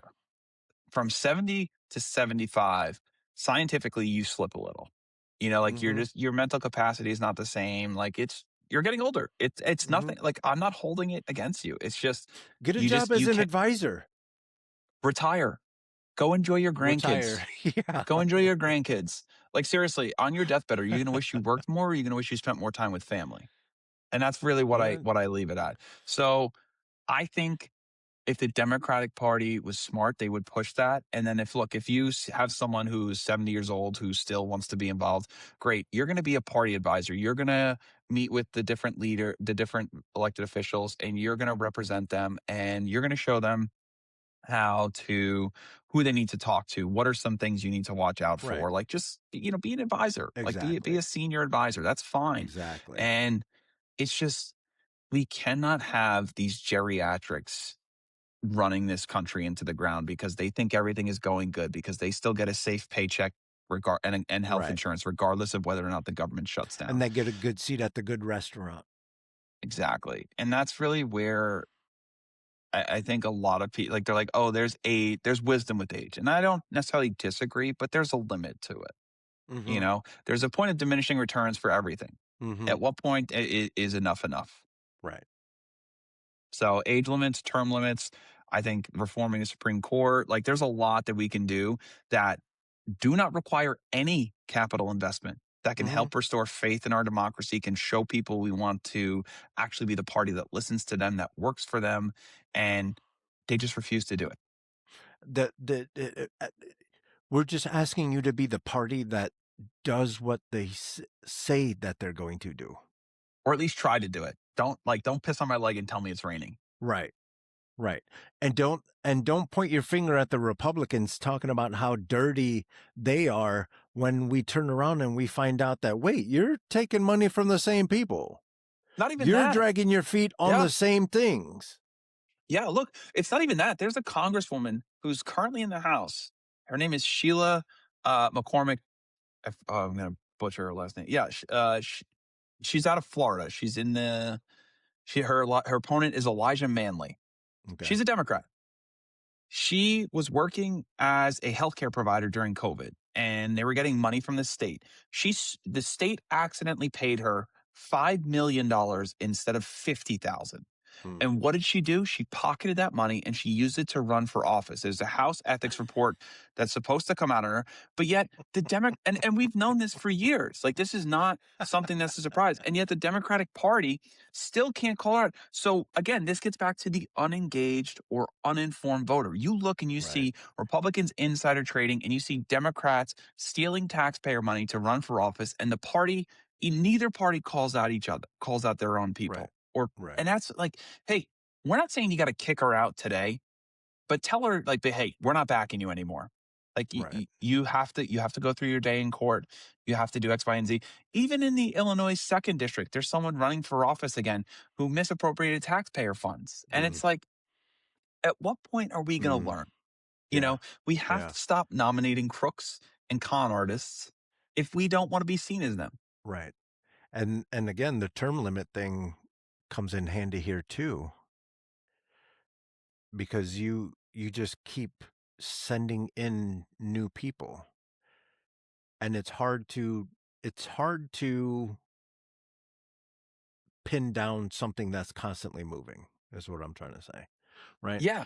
It's all the same people running, and and it's a lot like that Florida lady, but instead of just getting a check out of nowhere, we're seeing that a lot of the people that are running for office and maintaining office have gotten money from whomever, whether it's their family, and we're seeing that a lot too, where, in the NBA, LeBron and then LeBron's trash ass son, right? So it's the same in politics. We're Yeah. seeing the same people. So they rob the money from you, then they get the power in office, and then they hang on to office, and they make a bunch more money, and now they get to say who's running for office. Yeah. There's a lot of times that it's their kid, they're someone in their family, or Peter Thiel picked JD Vance. JD Shuey Vance ain't Garcia. shit. JD Vance ain't Shuey. shit, but he just has a friend with a lot of money. Yeah. Trump Are ain't you shit. from? He had a dad with a lot of money. Yeah. Are you familiar with Shuey Garcia? Oh yeah, I know yeah, you yeah, know yeah. who. Are you Uh-huh. familiar with what happened to him here in the fourth district? I don't think So, so. okay. Prior to, so in Illinois, we had to collect petitions to get on the ballot between, I want to say the exact dates are, we'll call it August 1st and I think November 3rd was the last date. Mhm. That you had to collect a certain amount of signatures, submit them to the state, and once you met the requirements, you were on the ballot. Well, Chuy Garcia went around for 2 months acting as if he was running again. And at the very last minute, he said he's dropping out, and the only person to file as a Democrat was his chief of staff. He came out and said, I had nothing to do with it. Like I'm retiring for health reasons. Like I want to spend more time with my grandchildren. A couple other things. Well, he was the first signature on her sheet. The next people on that first sheet that was released to the public were all like insider, like Democratic Party officials, like state Mhm. reps, things like that. When it's clear, like, okay, you knew this was happening. Mhm. You clearly had it. Look, if you want to retire, retire. Like, that's fine. I have no qualms with you stepping aside because you do want to spend more time. But don't piss on my leg and tell me it's raining. You clearly sideline the choices of the voters of your district. And Mhm. now there is a alderman, Byron Lopez, in the city of Chicago who is running as an independent, but he's really probably a Democratic socialist. And Yeah. he would be in the primary, probably against a couple other people. And look, if his chief of staff ends up winning a legit primary, like she would have won. But like you didn't do that. You stacked the deck in her favor. And And you that's just the made it shit. you made it look shady. Yeah. And that's the shit that voters hate. And the Yeah. party, there were a couple members in the party that called it out. And then other members of the party started protecting him. And it's like, look, you can respect or say what you want about Chuy Garcia's legislative record, but still criticize him for a shady backroom deal he did Right. at the same time. Right. Like, I don't understand how this is complicated. Every single voter I talk to has said the same thing. The second, like if Chuy Garcia comes up or something like that, they hate that he did that. And Yeah. like that's again, that's the stuff, easy political layups that the party can do to say, hey, we agree that what he did was shady. We're not going after his political record. We're not doing that, but what he did here was shady because he took away the voice of his voters. And that is not how it's supposed to be done. But of course, it's all about backroom deals. It's all about party choosing who they want, who they think can win. And that's a problem. It's like it's not up to the party, it's up to the voters. Let the Right. voters decide. And the more and more stuff like this happens, the less and less people are going to trust and people are going to show up. Mhm. Mhm. Running people through those seats, those Like, term why would you? limits, it Yeah. makes it hard to corrupt. Yeah.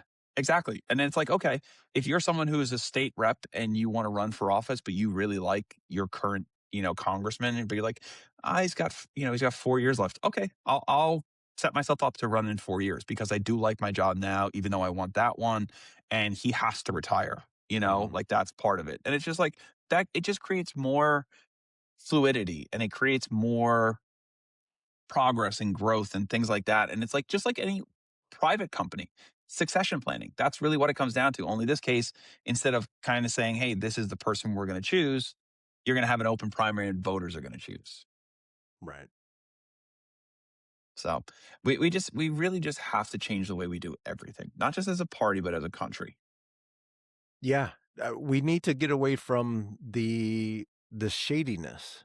Like, at what point did businessmen let shady businessmen take over? There's some legitimate businessmen that love creating companies so they can create jobs for people, to have their environment be better for more people. I think you could argue that slavery was an example of that. I mean, Going, we could go all the way back to the forming of this country. yeah, Like that's the thing is when you think about it, like all the problems that exist with this country today were manifested from the very beginning. You know, yeah, we were formed as a genocidal country that thought, as white settlers, we thought we were entitled to this land. yeah. And we committed a genocide against the native people. And And stack the deck against everyone who stood up. we, we, and then we perpetrated a system where we owned people, where slavery was legal, and we forced them and captured them from another continent, put them on ships, on plague ridden ships, and brought them here against their will. Mm-hmm. And then after several hundred years of that system, we finally outlawed slavery. And they were promised 40 acres and a mule, and then we reneged on that deal. And we Yep. didn't give them anything. And then we continue to not fund and not support minority communities, Black communities, Hispanic communities, Middle Eastern communities, Asian communities. We continue to only prioritize white communities. Mm-hmm. So when people say like America's racist, it is. Historically, it is. And it continues to act that way. And that is a big, big problem. So when you're like, how do we get this way? Well, just look back at where we started and the fact that we never corrected anything. Yeah. We never Yeah. Think about the first, we'll say, settlers. You think it was the best of the best that got sent? You think they no. sent you think they sent proper business people? You think they sent teachers and lawyers, or did they send these hood rats that were expendable? Like, if they die, they Outcasts, die. outcasts from you know From northwestern Europe. Europe, like Yeah. England, Ireland, Scotland, like like that, typically that Spain. general region. Yeah, you know, People and forget Spain was part of this bullshit too.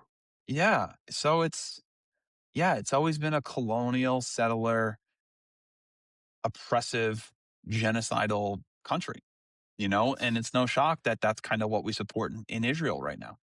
God, that's tough. That is so tough. Why I don't know where this question We is got going. dark. We went dark really quick. I I know.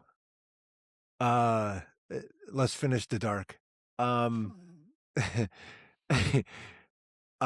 why do you think Israel has such power over the United States?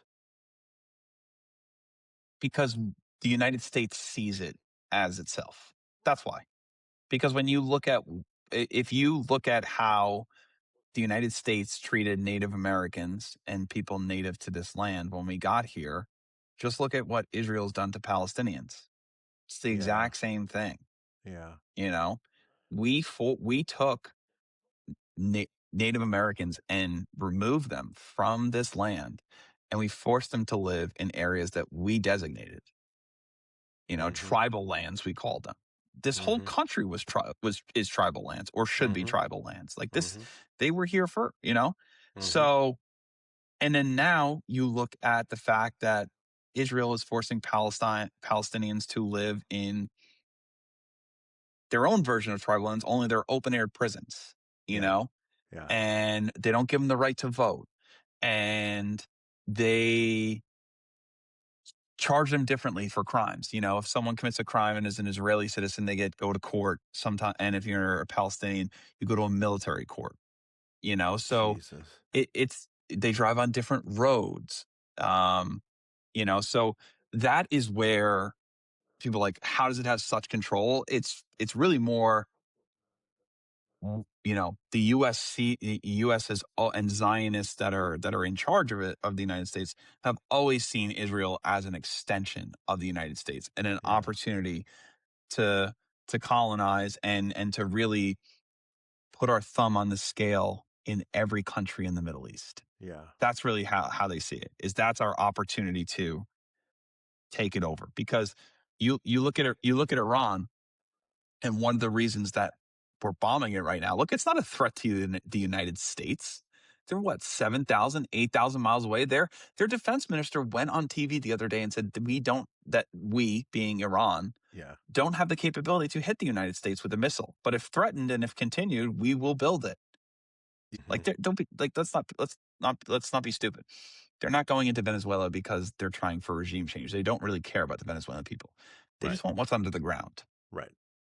You know, Iran is not oil rich, you know, or not as, at least not as rich as like Saudi Arabia, but there is this, like, they're going after it for strategic regions.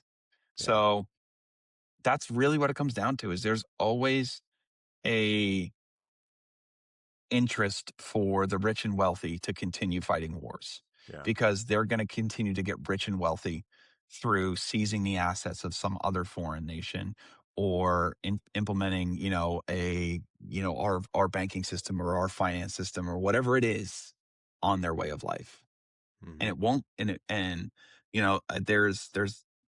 that old proverb: when the rich wage wars, the poor who dies. And it will continue to be the same thing Boy. over and over and over again. Look at how the big words that Trump is using to explain what's happening, and how he just doesn't feel. He's like, it's going to take however long it's going to take. It's going to take however many of your kids it's going to Yeah. take. But I bet you Barron isn't going to go. Yeah. The Jesse Ventura, the former governor of Minnesota, said that, you know, one of our laws should be, if Congress is going to vote for war, one of their family members should go. Oh, And I it's like, love it. I love it. yeah, because guess what? Would we have gone into Iraq if that's the case? No, probably not. Right. Like, that's the thing, is Right. you have to create that friction. We Mm-hmm. talk about creating friction on individual lives. Well, we have to create friction not to do certain things for the government, Mm-hmm. not to start these regime change wars that never go that way. I mean, look, I was 15 when we invaded Iraq, and I remember, like, the first day, it seemed like we won. People were out in the streets dancing for regime change. Okay, well, how about the million or so people that were killed by us after that? How about that? Yeah. That's what's going to happen. Like, how did we Mm-hmm. forget this is what happened? So Mm-hmm. it's really, really frustrating to see, because I know, seeing how the country has gone, like, economically, socially, the last 20 plus years since the Iraq war, that this is just going to be another example of that. So I'm a big music fan, and one of my Yeah. favorite bands is Linkin Park. And Hell yeah. they wrote this song in 2007 called Hands Held High. And it's like one of their first, like, kind of like forays into politics, and like Mm-hmm. kind of like there's a political message to it. Mm-hmm. And they wrote it about the Iraq war and about George Bush. But the lyrics are so accurate to what it is today. So, like, one of the things, it's like, when the rich wage war, it's the poor who died. Meanwhile, their leader just talks away, stuttering and mumbling for nightly news to the replay. And the rest of the world watching, at the end of the day, both scared and angry, like, "What did he say?" And it's like, that is exactly what is happening 23, 20 years later to the day. And it's like, it was all like, it just so like, I realized that as a 19-year-old or 20-year-old back then. And now I'm Yeah, 37 and fucking nothing's changed. nothing. Hey, I am 50, about to be 54. Yeah. Everyone's talking about ice in the streets, ice in the streets. I'm like, nah, bitch, I've been seeing this.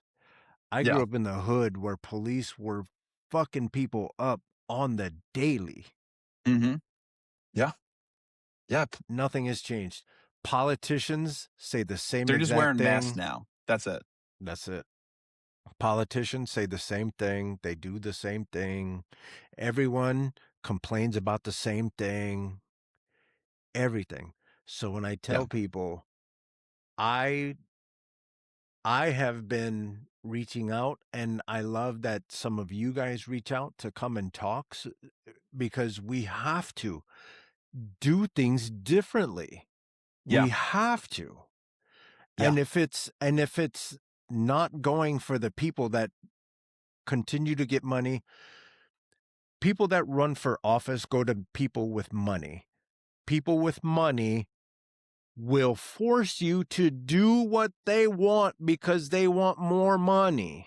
Correct. You Yeah. have to look at grassroots candidates if you want to do something differently. Yeah. And what I tell people too is when you're running for office or you're in office, like it's easy. Like I think back to 2008 when Obama was first elected, like how exciting that was. Like Mhm. not just the fact that he was the first African American to be voted into office, but the Mhm. fact that it was just such a change. He was so different from George W. Bush. And like there was that hope. And like you could say the Yeah. same thing. The You could say fact that this. he spoke in clear Yeah. sentences and would complete thoughts and and didn't Yeah. and wasn't a monkey. And you Jesus. And you could say that you could say the same thing, like, if you lived in the Bronx and you voted for AOC, like, her first Sure. time, like, that's the thing is there are gonna be people along the way who get you excited, who are like, "Yeah," like, "Yes." Like, look at Kat Abou-Ghazaleh in the ninth, like, she's Right. and some of the other candidates around, Her social media Oliver is amazing. Oliver Larkin in Florida running against Jared Moskowitz, like, these, like, type of candidates who are just, like, they bring excitement and enthusiasm. Yeah. And like when people are like, "Yeah, but I felt that before." I said, "I understand. I have too.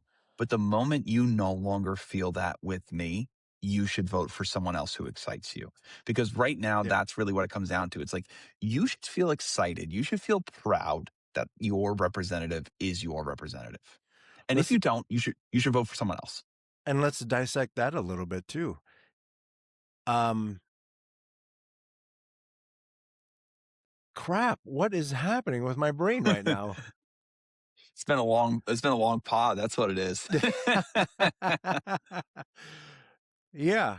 No, we were talking about Cat doing something different. And oh yeah, if you are getting motivated behind, and I know this is going to be weird. If you get motivated behind an establishment politician, it's going to be different. That establishment politician might say the right things and look at what Trump has happened, look at what Trump did.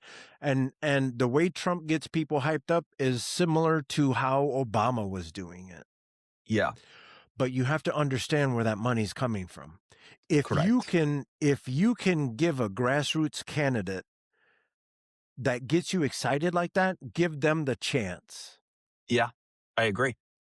I agree. And the way that you're 100% right. And the way that our system is set up is like to stay in office that long though, you kind of have to give up that grassroots. Like it's designed to corrupt you Mhm. as an elected official. Mhm. And the moment that you no longer become that grassroots candidate, vote them out. I Yeah. 100% agree. I 100% agree.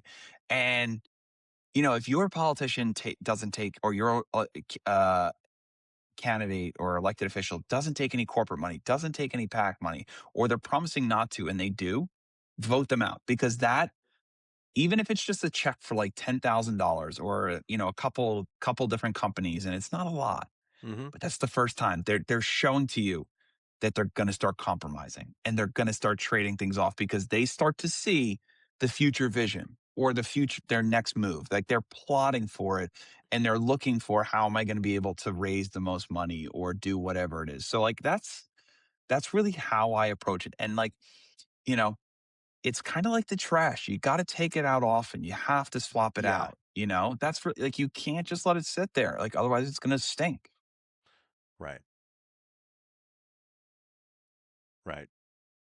I like I said, I think every 8 to 12 years is a good time frame to continuously replace your elected officials on all levels. And then check this out. After that politician has done their 8 to 12 years, now they have to survive in the rules that they created. That's part of it. Yeah. And the other thing too, like, so here's that.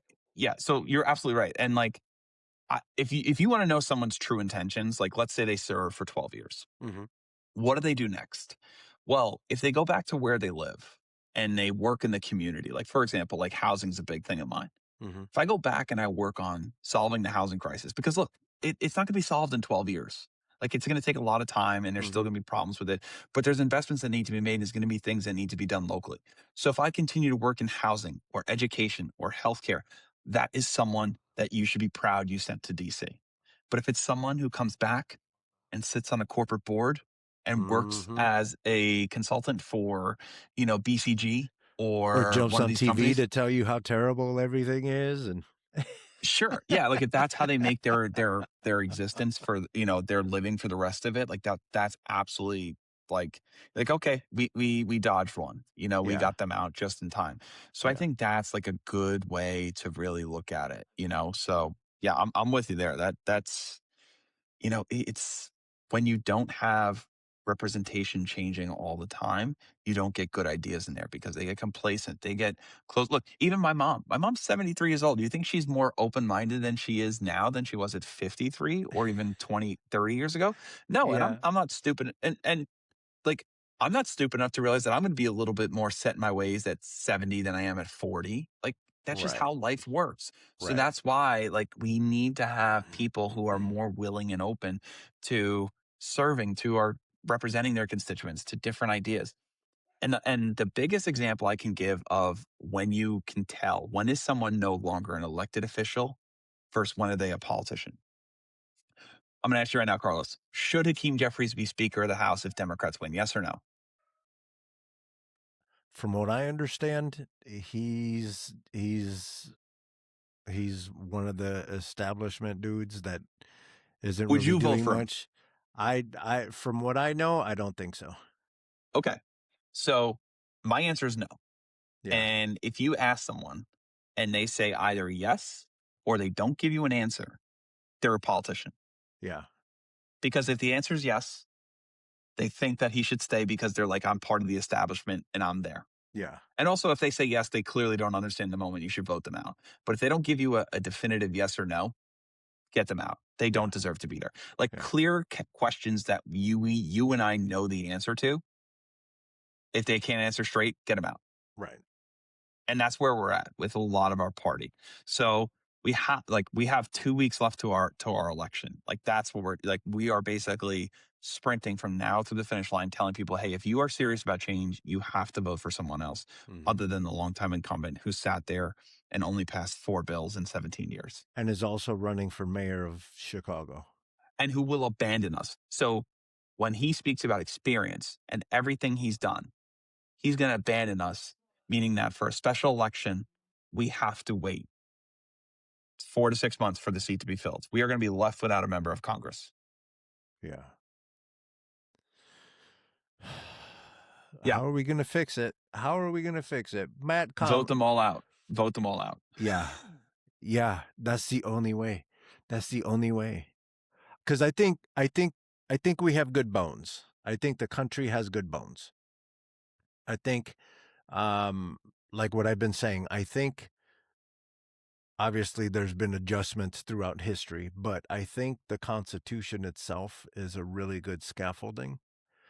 but the people that are interpreting the Constitution are full of shit.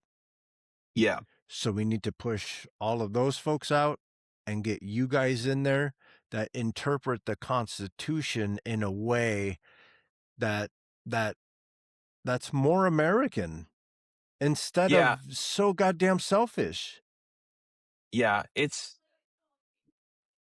Look, it was a document and an ideal like no others, but we can agree that, you know, these were men who thought that black people were beneath them and Mhm. weren't citizens, Mhm. and agreed to write a law that allowed white people to be counted as one and a black person be counted as three-fifths. That's how little they thought of them, that they Mhm. didn't even view them as a person.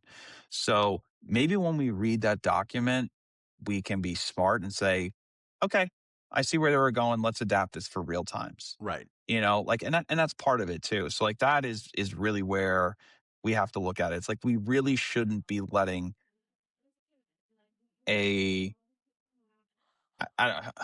we shouldn't be saying that we can't change things because this is how it was written and that's how it has to be. Mhm. Like that is just stupid. Mhm. You can't just continually deny your updates for your iPhone. You have to do it. Like Right. times evolve, times change. Right. Otherwise, you're going to be left using a landline still. Because you refuse to update your iPhone and it crashes. So, like that's what I mean. It's just like we have to evolve. We have to adapt. And Yeah. if you're unwilling to do so, like you are not only hurting the party, you're hurting the country. Yeah. And if you think you're going to make America great, if you think it's America first, if you think all that stuff, you have to come to grips with the fact that some of us Americans, some of us US Army veterans, some of us highly educated people that might be a little bit toasted, we are also Americans. Hmm. You have to cut that bullshit right out. Yeah, I agree. Not everyone looks like Wonder Bread like me. Like, I'm paste. I get it. I'm a pasty white boy. I know my place. So, but it's, we have, again, this is hate that's taught. Yeah. Like, that's the problem, Yeah. you know? Like, what do I hate? I hate the Philadelphia Phillies because I grew up a Mets fan. That's about it. Yeah. Like it's, I and hate I hate Green the, Bay. and I hate, and like the rest of America, I hate the Patriots. I think that's the one thing that can unite us, the New England Patriots. So it's just, yeah, we have to, and this, well, look, we can leave it here because this is what I'll wrap up with is Do it. the biggest issue is money in politics. It fuels Yeah. divide. It fuels like Yeah. separation between the parties, and that's how they want it because it Distrust. keeps the public distrusting our elected officials. It keeps them in office, and I would encourage people if they can go out and talk to someone who has different political views than you. We all have family members who are Republicans. We all have people in our communities, people in our lives, neighbors who Mhm. are Republicans. You'll find, like, you really will find that most of the people in your day to day life who identify as Republicans, or if you're a Republican and your neighbors identify as Democrats, you have more in common than you think. It's the elected 100%. offi- it's the elected officials and the crooks at the top 1% who have been robbing us and picking our pockets and telling us it's the fault of foreigners and immigrants and people of color and trans people and women and anyone else except themselves. That's the problem. And we have to look past their bullshit. And once we do, we will be able to work towards a future where we can all have the same opportunity. We can all send our kids to good schools.